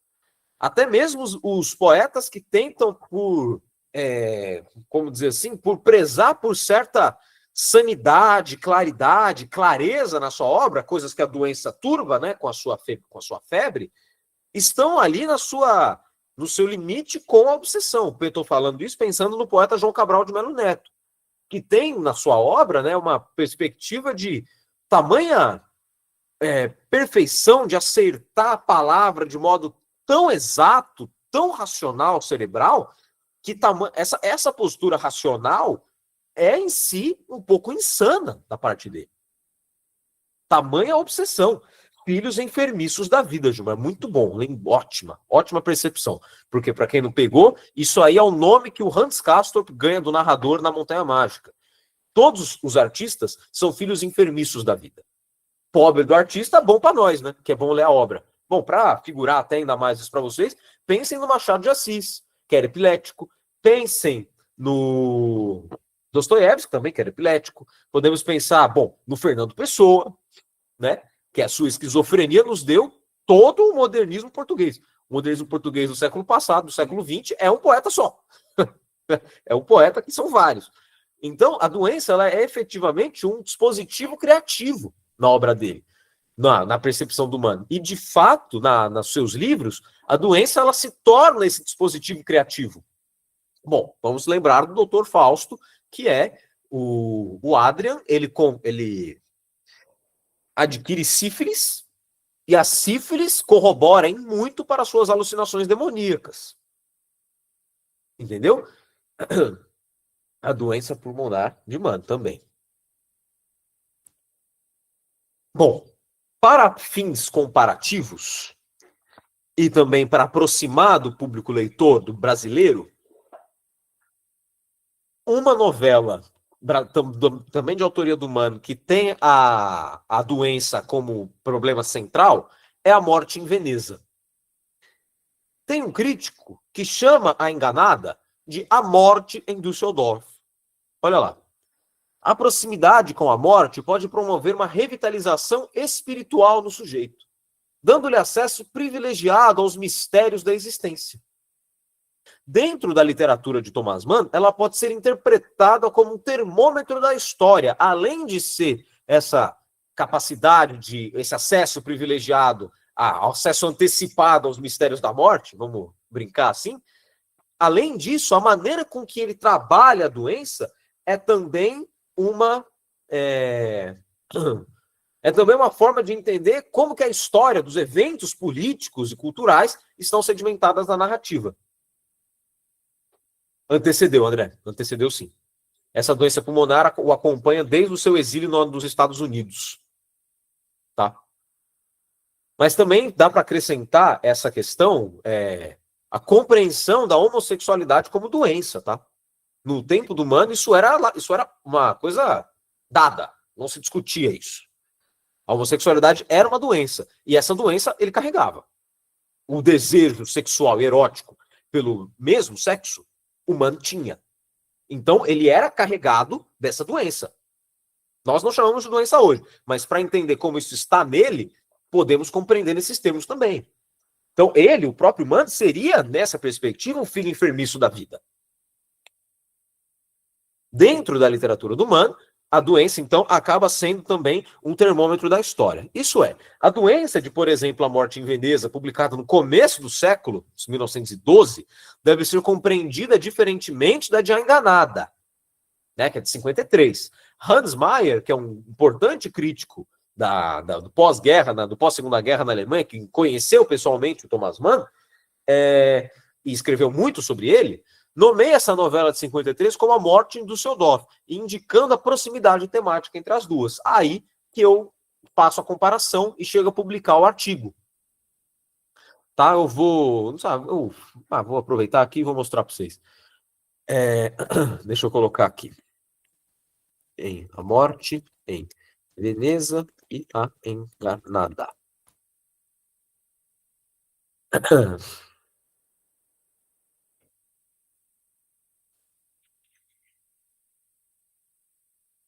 Que legal, hein? Erros técnicos, que maravilha. Vamos ver se eu acho em outro link. Revistas USP. Aqui foi direto para o artigo, melhor. Aí eu consigo copiar e colar para vocês. Mas eu prometo mandar diretamente por e-mail depois, tá? Assim como o link da minha dissertação de mestrado, que é onde eu desdobro essa narrativa. Então aqui a gente tem o artigo que eu publiquei sobre essa comparação, que é o que vai me deter agora. É claro que aqui eu vou apresentar uma versão resumida, tal, para fins da aula. Se vocês se interessarem por esse problema, tem esse artiguinho aqui, que saiu nessa revista de literatura alemã da USP. Cadê aqui, ó? Nessa revista aqui chamada Pandemonium Germanicum, que é uma das revistas centrais assim de literatura alemã na USP, tá? Se vocês não conhecem, podem procurar. Quem quiser baixar de outro jeito, também tá aqui. Exatamente, André. A Morte em Veneza narra uma epidemia de cólera. Vou me desobrar nisso agora. Bom, se a gente vai fazer uma comparação, todo exercício de literatura comparada deve fazer um levantamento assim de proximidades e distanciamentos, né? Estruturais, sobretudo das narrativas sob comparação. E aí eu fiz isso rapidamente aqui para a gente conseguir esquematizar rapidinho, que diz o seguinte: ou A Morte em Veneza, quais as questões espaciais onde acontece A Morte em Veneza é meio óbvio, né? Não preciso nem... É uma cidade, em Veneza, que é a cidade renascentista decadente. Uma cidade, quem viu o filme do Luchino Visconti, né, que também se chama A Morte em Veneza, nota esse clima decadente em Veneza. E quem é o protagonista desse livro? O protagonista é esse cara de nome grande, Gustav von Oh, meu Deus. Gustav von Aschenbach. Aschen, em alemão, são cinzas, certo? Então, é um sujeito que tem a decrepitude também no nome já. Então, é esse escritor de meia-idade com ideais classicistas. A sua forma de arte, a sua concepção de arte, ela está moldada no esteticismo do século XIX, na separação da arte e da vida. O escritor não se misturaria para o personagem, para o Aschenbach, com os assuntos do século, com os assuntos históricos. É um escritor, no nosso vocabulário mais escolar do Brasil, seria um escritor parnasiano. Entendeu? Que, por programa, separa a arte dos acontecimentos. Ele trabalha só com símbolos, só com dimensões superiores. Não trabalha com o turbilhão da rua, como diz o Olavo Bilac. É aquele poema A um Poeta, do Olavo Bilac. Vocês conhecem? Vale a pena dar uma olhadinha nele? Vocês conhecem? Eu acho que ele pode nos ajudar aqui, inclusive. É um poema bom.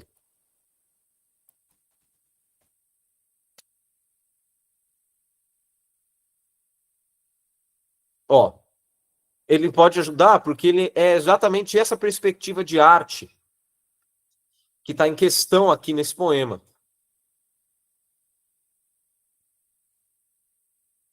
Porra, eu quero um zoom melhorzinho, gente. Vamos lá. Pronto. A um Poeta. Esse poema, se não me engano, é do livro Tarde, que é um livro tardio do Bilac, inclusive, de 1919. O poema pode nos ajudar para entender qual que é a noção de arte do Gustav von Aschenbach. Vamos lá.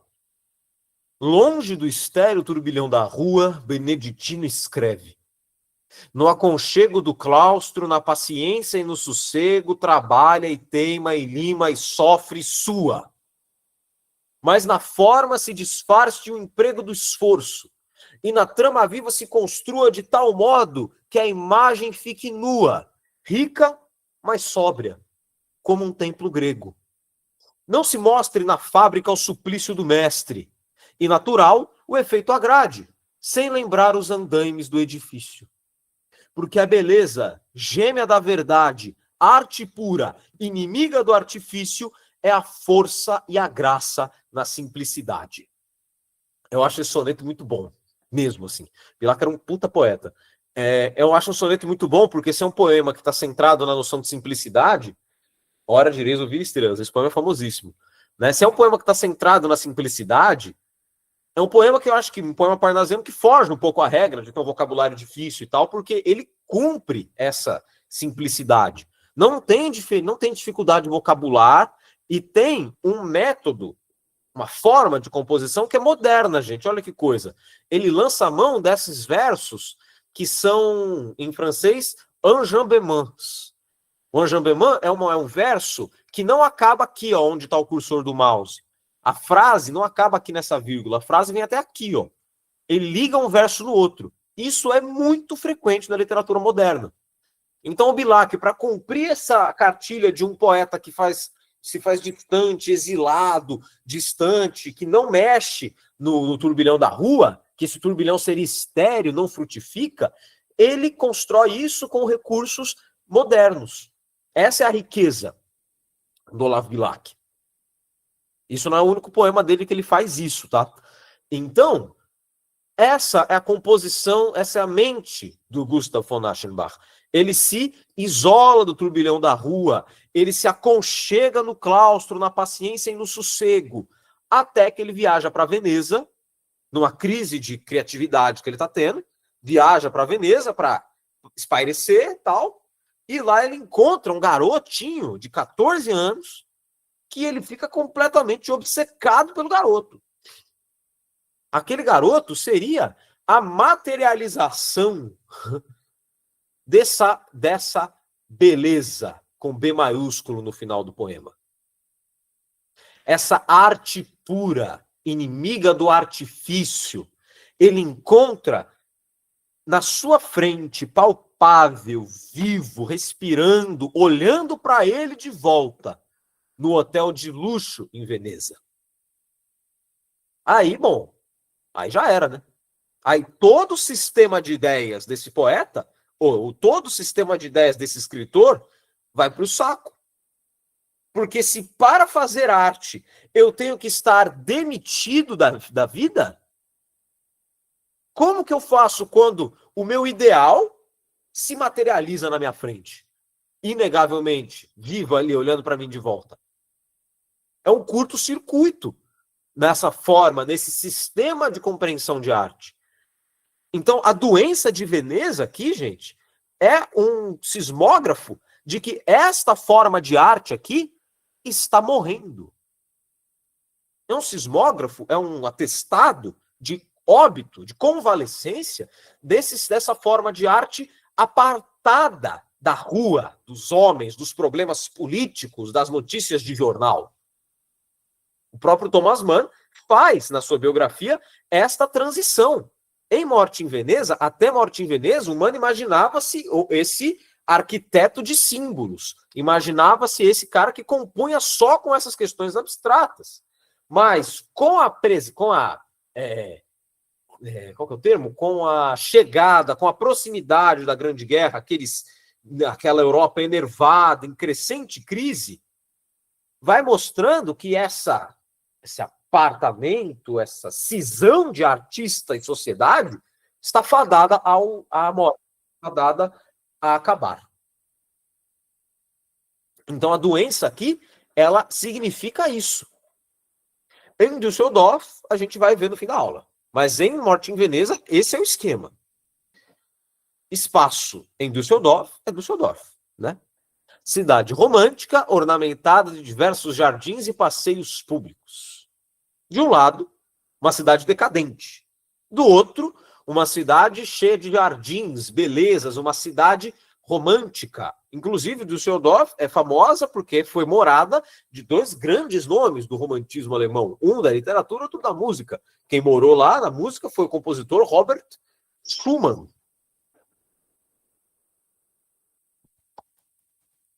E, na literatura, o Heinrich Heine. Dois principais nomes da literatura do pensamento romântico do alemão moraram em Düsseldorf. E a personagem, ela não é um artista, como aqui. Ela é uma mulher normal, sonhadora, romântica. Uma personagem de folhetim, do Alencar, sabe?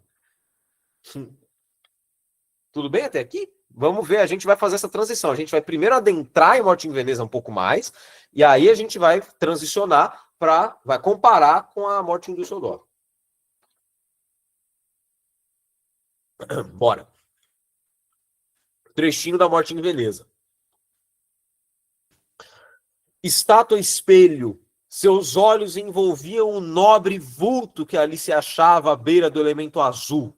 E num arroubo de entusiasmo, Aschenbach pensava em compreender nesse olhar a própria beleza, a forma como ideia divina, a perfeição una e pura que vive no espírito e cuja imagem, cujo símbolo lá se erguia, gracioso e leve, no intuito de ser adorado. Era o frenesi, e sem a menor hesitação, ávido mesmo, o artista envelhecido regozijava-se com ele. Então, ele vê no garoto real essa beleza ideal, superior. Certo? Vamos lá. O contato do escritor num espaço adoecido com Tadzio, que é o nome desse menino aqui, na personagem, na narrativa, né?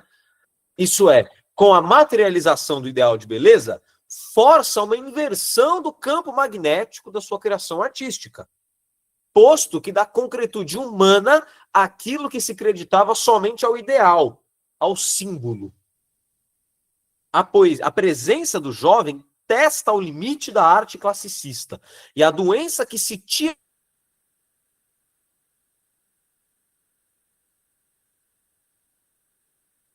momento da narrativa, que o Aschenbach tem a sua bagagem, ele fica tão entorpecido que ele fala, não, vou embora de Veneza, cansei. E ele vai embora, começa o périplo para voltar para Munique, contudo, a mala dele é extraviada. Ele perde a mala. E aí, na volta, ele fica sem a mala, fica puto, tá sem a mala, mas ao mesmo tempo ele fica um pouco feliz. Porque ele falou, bom, eu queria ir embora, mas o destino quis que eu ficasse, então tudo bem, diga ao povo que fico. Sabe? Aí ele meio que opta por ficar numa cidade que ele sabia que estava sendo detetizada, que ele sabia que estava passando por um subterfúgio, exatamente, é uma desculpa. Ele sabia que era uma cidade doente, sabia que estavam detetizando a cidade para disfarçar a epidemia. Ele diz assim, citando o livro aqui, ó, uma cidade doente e que disfarçava esse fato por mera ganância. A cidade de Veneza, ela vai detetizando e vai criando um aparato de propaganda ali para manter o turismo, para manter os turistas na cidade, para não perder a temporada de turistas. Então, eu reli essa narrativa na pandemia e foi bastante assim perfeito, né? Vestiu perfeitamente o que a gente estava vivendo. Então, Aschenbach, em Veneza, encontra a fusão de arte e vida, espírito e sentido, levando à desintegração de todo o aparato cultural do artista moldado à moda classicista do século XIX. Porque, bom, se tem uma camada ideal que eu só tenho que atingir, essa coisa platônica, ela não existe materialmente, ela é a forma perfeita, e a perfeição não existe. Mas esse garoto existe, e ele é perfeito. E agora? Entendeu? É uma coisa assim que causa uma quebra desse artista. Nessa obra, a doença funciona, portanto, como uma bússola histórica, secularizando através do forte odor pútrido da dedetização, um mundo magicamente desfigurado, cheio daquela vitalidade peculiar a Pan, que envolvia o sonhador fascinado e seu coração que visionava delicados enredos. Ele seculariza, ele põe um limite histórico nesse mundo da arte ideal, descolada das coisas do mundo. É isso que a doença serve. É esse o lugar da doença. Isso é uma leitura possível do lugar da doença na morte em Veneza. O Anatol Rosenfeld, um crítico importante, né, alemão que se radicou no Brasil, austríaco, né, que se radicou no Brasil, ele diz que o Aschenbach ele faz parte da família de intelectuais que, por tão perdidos nas questões eternas, acabam se esquecendo do século. Então, basicamente, o Thomas Mann está testando a morte histórica de determinada forma de arte aqui. Dessa forma estética, parnasiana, elevada, descolada das coisas. Certo? A doença aqui configura-se desse modo, que é uma questão do começo do século. É um debate do começo do século, um debate estético. No final do século, no meio do século, em 1850, o problema é de outra monta. E o mesmo recurso narrativo, a doença, não pode, portanto, ter o mesmo lugar. Não pode significar o fim de uma forma de arte, porque a protagonista sequer é uma artista. Ela só está interessada em sentir aquele amor e jamais desenhar a tela. Não está nem aí para isso. Quem desenha a filha dela, ela nem entende direito. A doença em Düsseldorf, então. Em A Enganada, não há o fedor da dedetização, mas o aroma dos deuses, exalado pelas flores, criando uma ambientação de simples ingenuidade romântica, sem o tom de gravidade classicista, visto em Veneza. Quando Rosalie menciona seu triunfo para Ana, o leitor suspeita da veracidade do milagre, não porque a vítima levanta o questionamento, mas por conta do enquadramento narrativo em que essa vitória, esse triunfo se dá. Diferente de A Morte em Veneza, a novela de Düsseldorf se vale do motivo da doença para acusar ao mesmo tempo a ingenuidade sui generis especialíssima de Rosalie e desfibrilar pós-hitlerismo algum encantamento pela síntese da vida e espírito. A doença aqui, então, é mostrar quão bela pode ser essa síntese, que o Aschenbach vê também. Mas para ele é sinal de morte. Para Rosalie é sinal de vida.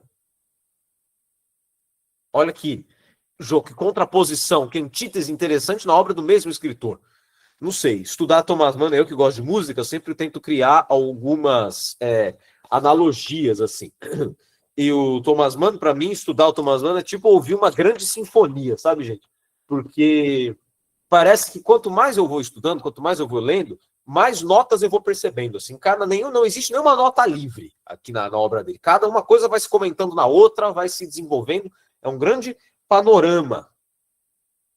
Parece ter sido um pouco punida. Sim, gravemente punida, viu, Davi? Gravemente. Ela perde a vida. Mas a maneira com que a narração acontece dá um outro tom. Vamos ver. Vamos avançando, então. Por que o Thomas Mann vai voltar para o romantismo, depois da Segunda Guerra, depois do romance sobre o fascismo, que é o Dr. Fausto, e depois do romance da reconciliação com o espírito europeu, que é o eleito. O que ele quer dizer? Por que ele escolhe este material? É o que eu me pergunto, né? Eu me pergunto e tento explicar a vocês. É certamente significativo o fato de Thomas Mann ter escrito um idílio romântico com uma personagem aparentemente tão ingênua após a Segunda Guerra Mundial e durante seu segundo exílio. De certo modo, a cosmovisão romântica pode ser compreendida como uma forte oposição à forma de vida burguesa. Não sei se vocês já tiveram contato com esse tipo de leitura do romantismo. Posto que esta consiste na administração do corpo, do espírito e da vida burguesa, né? Consiste na administração do corpo, do espírito e da vida. Nossos corpos, nossas vidas, nosso tempo são planos cartesianos. Não somos livres em nada. O sonho romântico rompe essa camisa de força, imaginando ser possível, através do amor, uma reconexão do homem com a natureza. Bom, é como a Rosalie está sendo, como a expectativa da Rosalie aqui. Ela rompe a lei que existiria para o corpo biologicamente feminino dela. Ela rompe com o fato de estar ali, a gestação da vida está impedida pela idade.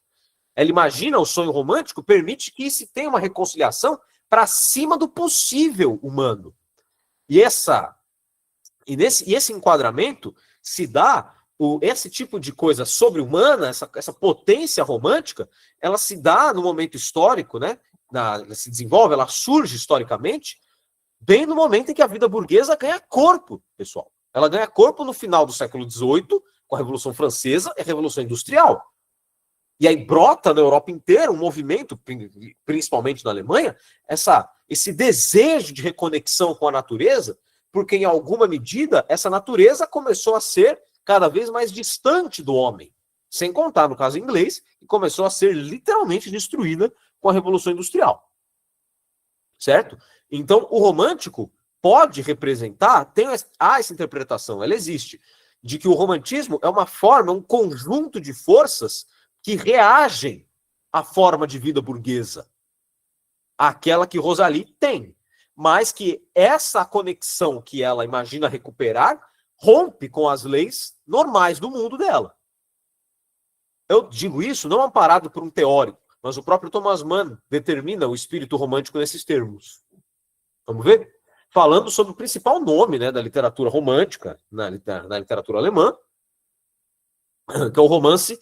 Primeiro, a estreia do Goethe na literatura, né, que é Os Sofrimentos do Jovem Werther. Era uma conferência de 46. Olha como ele descreve o espírito romântico. Fastio, tédio da civilização, emancipação do sentimento, uma agitada nostalgia da volta ao berço da natureza elementar, solavanco nas correntes de uma rígida cultura, revolta contra as convenções e as estreitezas burguesas, tudo convergia à luta do espírito contra o aprisionamento da própria individuação e a um entusiástico desejo ilimitado de vida tomar a forma do desejo da morte. Então aqui ele disse, né? Solavancos nas correntes rígidas de uma cultura, revolta contra as convenções e as estreitezas burguesas. Então, esse sentido está contido no espírito romântico, compreendido pelo próprio escritor. Então, por que não imaginá-lo em Rosalie? Por que não vê-lo ali? Não acham? Eu acho que cabe. Porque, afinal de contas, a Rosalie acaba sendo uma representante desse espírito no auge da vida burguesa do século XX. Sendo recuperada no momento em que a crise cultural estava assim. A crise cultural nada, né? A terra estava arrasada. A Alemanha eram só ruínas. Tudo bem? Essa ideia de romantismo, gente, o romantismo como um conjunto de forças, daí que Rosalie não é ingênua. Perfeito, Gilmar. Essa era a mediação que eu queria que vocês fizessem. Daí a sua ausência de ingenuidade, ela está reagindo. E na novela, ela, se eu posso complementar o que você está dizendo, ela de fato não é ingênua. Existem algumas conversas com a filha dela que ela se mostra muito a par das mudanças políticas do seu tempo, da República de Weimar, que é dos anos 20. Ela fala, olha, nós agora, nesses anos 20, tão loucos, nós somos muito mais livres do que éramos quando eu era jovem. Então os tempos mudaram. Isso é bom para você, Ana. Vá namorar, vá ser livre. Ela fala isso para a filha, que é muito mais recatada que ela. Em alguma medida, a filha é mais conservadora que a mãe. Porque a filha acha muito ruim que a mãe esteja muito afim de um moleque mais jovem. E ela fala, filha, vai viver a vida, vai lá.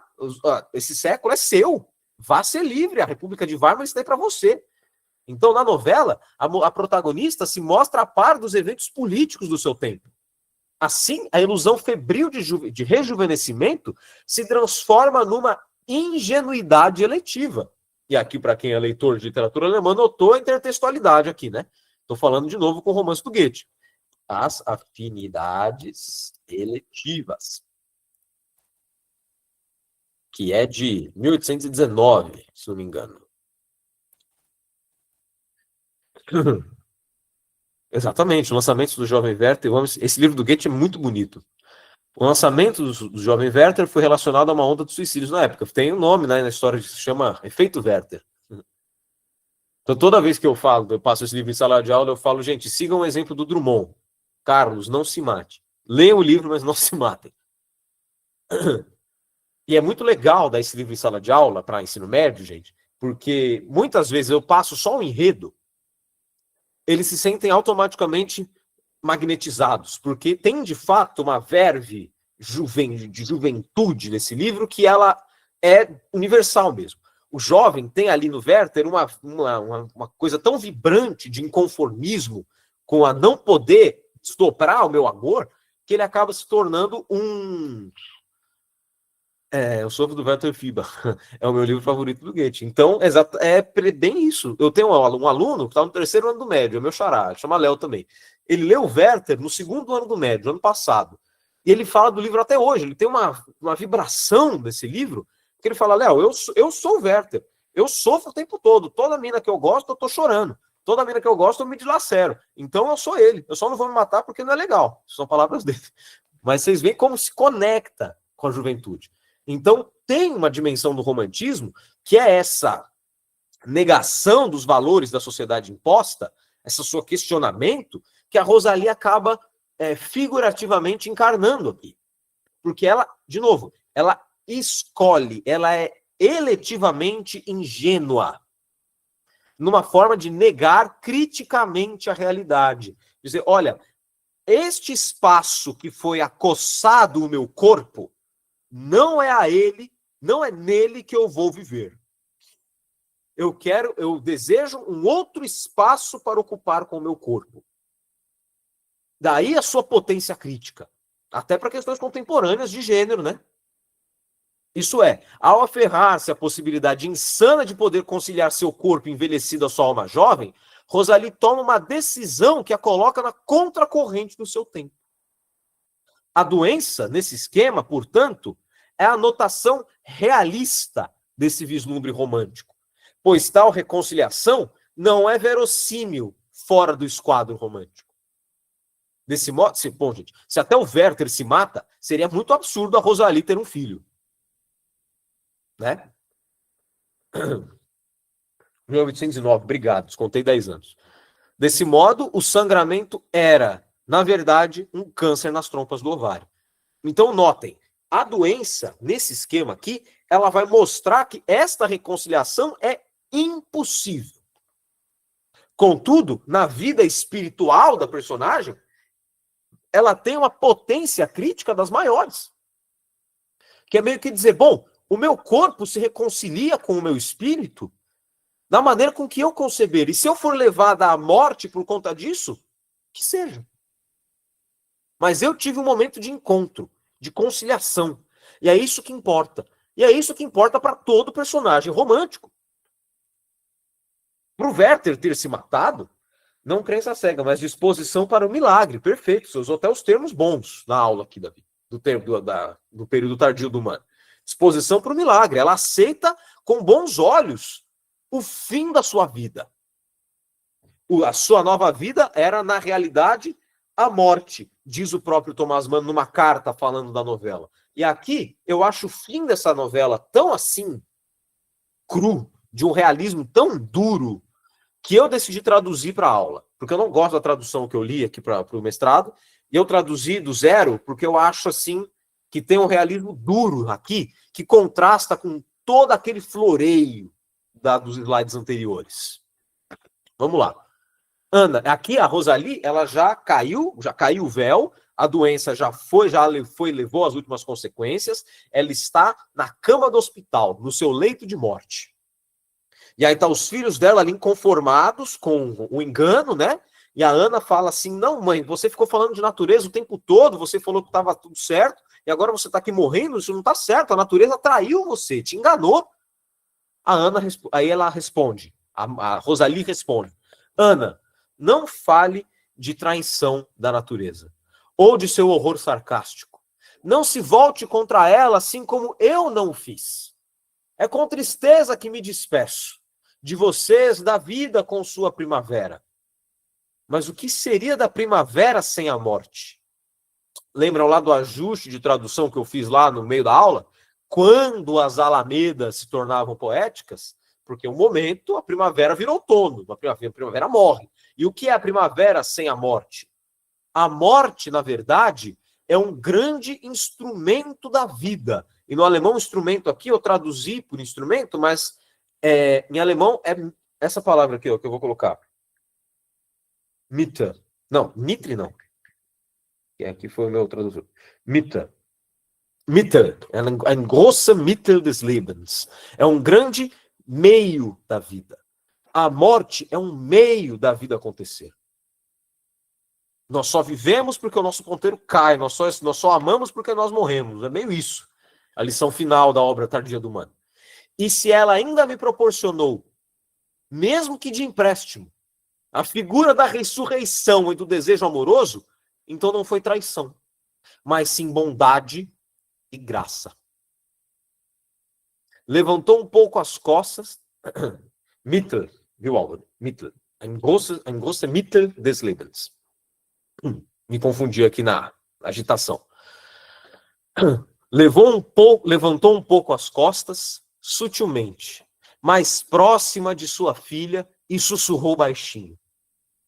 A natureza eu sempre amei, e o amor demonstrou isso a seus filhos. Rosalie faleceu de uma morte suave, enlutando todos que a conheciam. E aí acaba. Parece um acorde, né? Não é nem um acorde final, parece um fade out, assim. Ela morreu uma morte suave. Todos que a conheciam. Pam, pam, acaba. Quer dizer, Davi? Sim, achei isso muito foda, né? Porque tem na literatura essas personagens desenganadas, né? Tipo Don Quixote ou Madame Bovary, que no final se percebe desse desengano, assim, e se arrependem, né? E aqui ela se mantém fiel até o final, né? Ao seu romantismo, né? Ela é grata, né? À sua ilusão, né? Ela, sei lá, acho que é fidelidade a ideia aqui mesmo. Exatamente, gostei do termo. Ela é grata à sua ilusão. Ela escolhe, na verdade, isso, né? O Aschenbach, ele sabe que ele está escolhendo morrer. Ele sabe que ele está ficando em Veneza, sabe que ele vai morrer. A Rosalie, em alguma medida também, mas ela meio que se deixa enganar. Ela se permite o engano. Eu acho que é aí que está toda a potência poética, né? Porque a primavera chega até ela se imagina reconfigurada, se imagina agora, né, renovada, rejuvenescida, mas essa juventude é o fim da sua vida. E ela não se enraivece, ela não fica desenganada. Ao contrário, ela usa a palavra que a gente está acompanhando em todas as aulas aqui, que é o termo chave da obra Tardia do Humano, que é graça. Não é verdade? Então, a vida, a morte, é um grande meio da vida. Para Rosalie também. E aí a gente tem que se perguntar agora por que o Thomas Mann colocou no leito de morte dela essa palavrinha aí. Graça. E assim a gente termina, né? Esse périplo das 3 obras tardias dele. E nas 3, vocês notam que tem uma centralidade dessa palavra.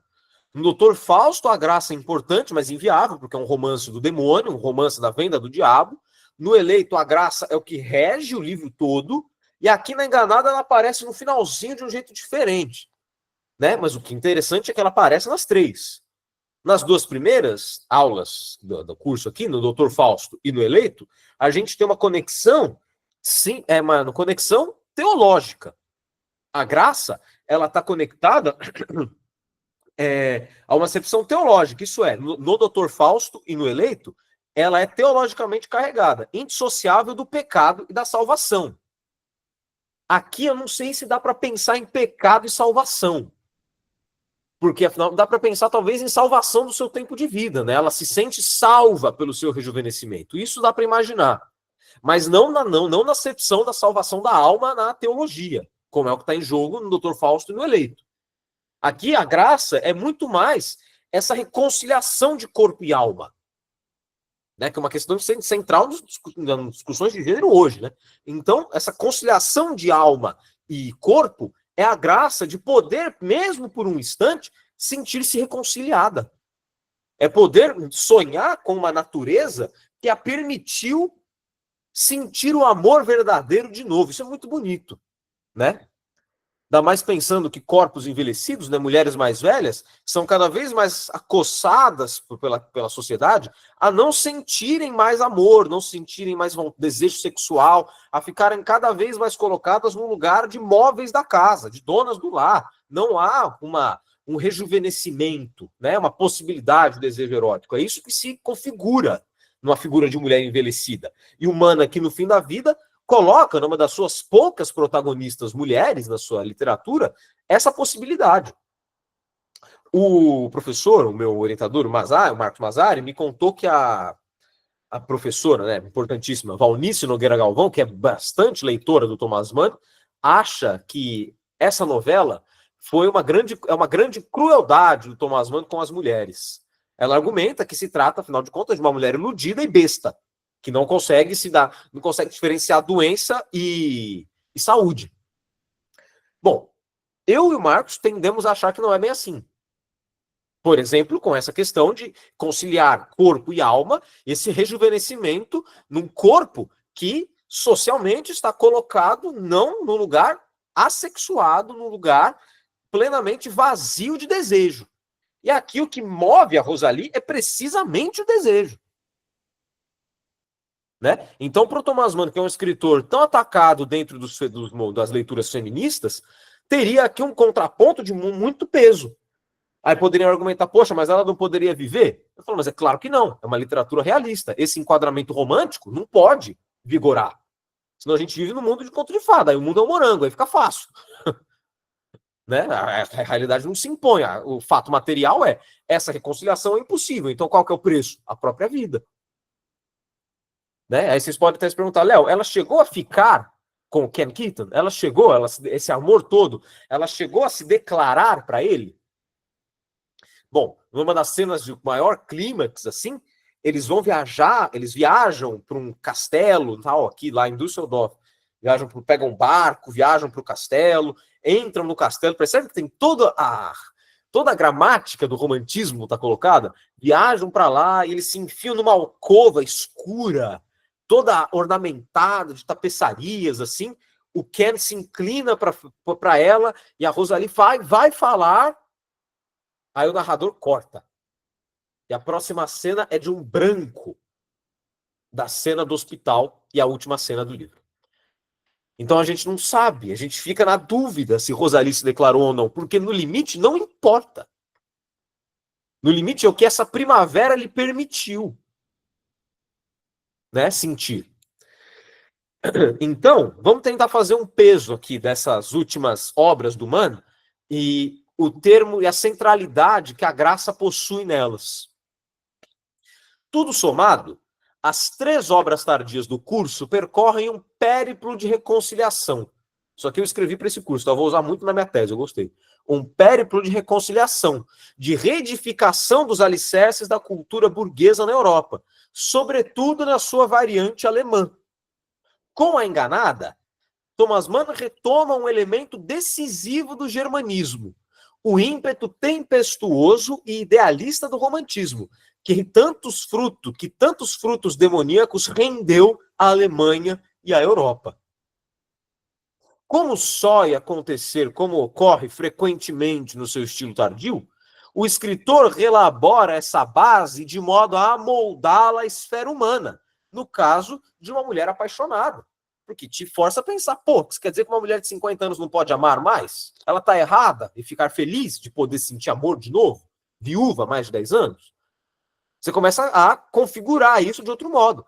Será que ela é moralmente repreensível por ter se dedicado a tamanha enlevo romântico? Ou essa elevação espiritual agracia, né, usando o termo certo agora, toda a sua existência? Dá um termo belo para ela, rompendo com as malhas, né, do que se impõe para um corpo feminino envelhecido, né? No caso, uma mulher apaixonada. Para esse longo esforço literário, longo mesmo, né? Desde o José e seus irmãos até o fim da vida, é muito tempo, né? De 33 a 53, são 20 anos com essa noção de graça operando. A graça mostrou-se ao escritor como um meio de iluminação e reconciliação que eleva, conserva e supera a catástrofe num só movimento. Aqui eu escrevi por extenso o que está condensado num só verbo em alemão. É linguinha desgraçada, né? Que é um verbo essencial para a dialética hegeliana. Aufheben significa isso aqui, no mesmo sentido, no mesmo verbo, no mesmo movimento, o verbo eleva, conserva e supera o objeto. Vou dar um exemplo bastante material para a gente entender o que significa Aufheben. Quando Marx e Engels escrevem no Manifesto Comunista que se deve superar a propriedade privada, eles não escrevem o verbo simplesmente o que tem só o sentido de superar. Eles escrevem aufheben, que significa elevar a sua, conservá-la, elevá-la qualitativamente para, enfim, conseguir superar.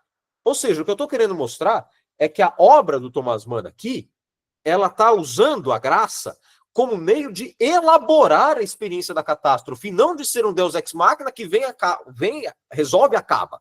Mas sim uma questão de olhar, considerá-la de perto. Eu só vejo uma mulher apaixonada e penso que ela pode significar alguma coisa depois de ter atravessado uma terra arrasada. É os anos 20 do nosso século. Eu volto muito tempo. Então, é esse jogo dialético que a graça usa, que a graça perfaz na obra tardia dele. Ela é indissociável da catástrofe, e isso é importante para a gente pensar até teologicamente, né? Porque, poxa vida, teologicamente, pensando teologicamente, a gente só depois do pecado que a gente é salvo. Então, é uma polaridade essencial. Para que haja graça, é preciso haver a catástrofe. Então, elas mutuamente se determinam mutuamente. Por isso a conservação. Mas almeja a superação. Esse é o horizonte, né, que deixa para a gente a missão dessa superação aí. Que tá ruim de acabar, né? Nessas catástrofes. Pô, parecendo um anjo da história do Walter Benjamin. Tá subindo as catástrofes, as ruínas, tá subindo até o céu.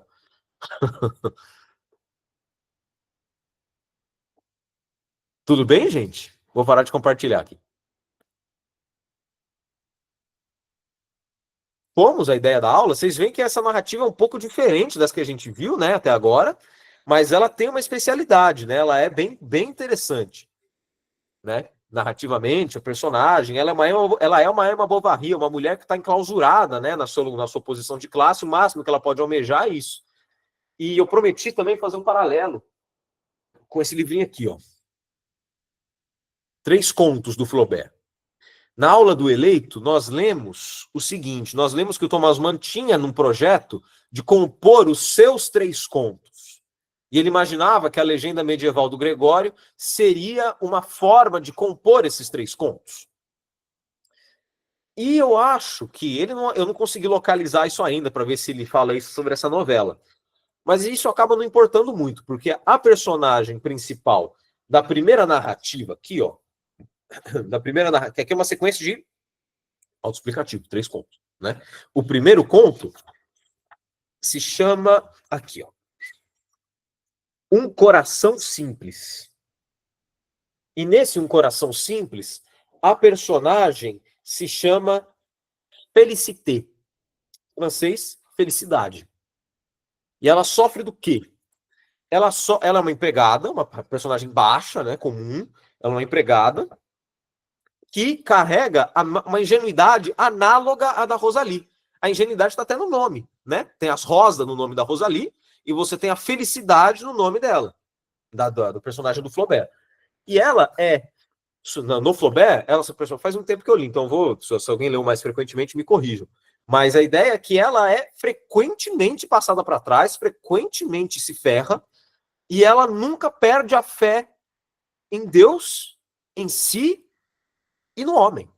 Ela é maltratada pela patroa, ela é maltratada pelo padre, ela é maltratada por todo mundo e ela não deixa de tratar os outros bem. Ela não deixa de ser uma boa pessoa. Entendeu? Então a Felicidade, a Felicité aqui, ela é uma personagem de uma ingenuidade análoga da Rosalie em outro tempo histórico. Ô Álvaro, muito obrigado, viu? Até a próxima semana, que é a última. Que ótima aula, essa não vai ler, mas deu muita vontade de ler. Muito legal, Juvi. Se eu fosse você, eu procuraria a tradução da editora Mandarim, tá? Você consegue achar em sebo. Não vi preço, tal, mas você deve achar.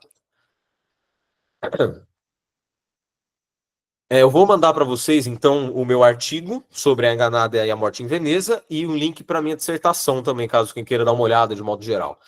A aula que vem vai ser uma aula mais ampla, não nos deteremos sobre uma obra específica, como vimos agora, vai ser uma aula de fechamento, vai ser uma aula de conclusão, que eu vou basicamente expor o que eu já escrevi no primeiro capítulo da tese. Que o que é envelhecer enquanto escritor? Essa pergunta. O que é ser um escritor que envelhece? Se os nossos avós, né, que não são escritores, no caso da minha, só pensa no próprio tempo que ela passou na Terra, como que um escritor vai repetir o nome do último livro? Esse aqui? 3 Contos. Gustave Flaubert. 3 Contos. Eu falei de outro? Eu falei talvez do primeiro capítulo aqui. Eu falei do Um Coração Simples. Era esse que você estava pensando? É o primeiro conto do livro, viu? Você não acha ele separado, você só acha ele nesse livro. Imagina, Laís. Então, aula que vem a gente vai pensar sobre o que é envelhecer e o que é ser um escritor envelhecido. Tá bom? E aí a gente termina pensando o Thomas Mann nesse esquema todo. Tá bom, gente? Vou parar a gravação. E espero que tenham achado legal até aqui. E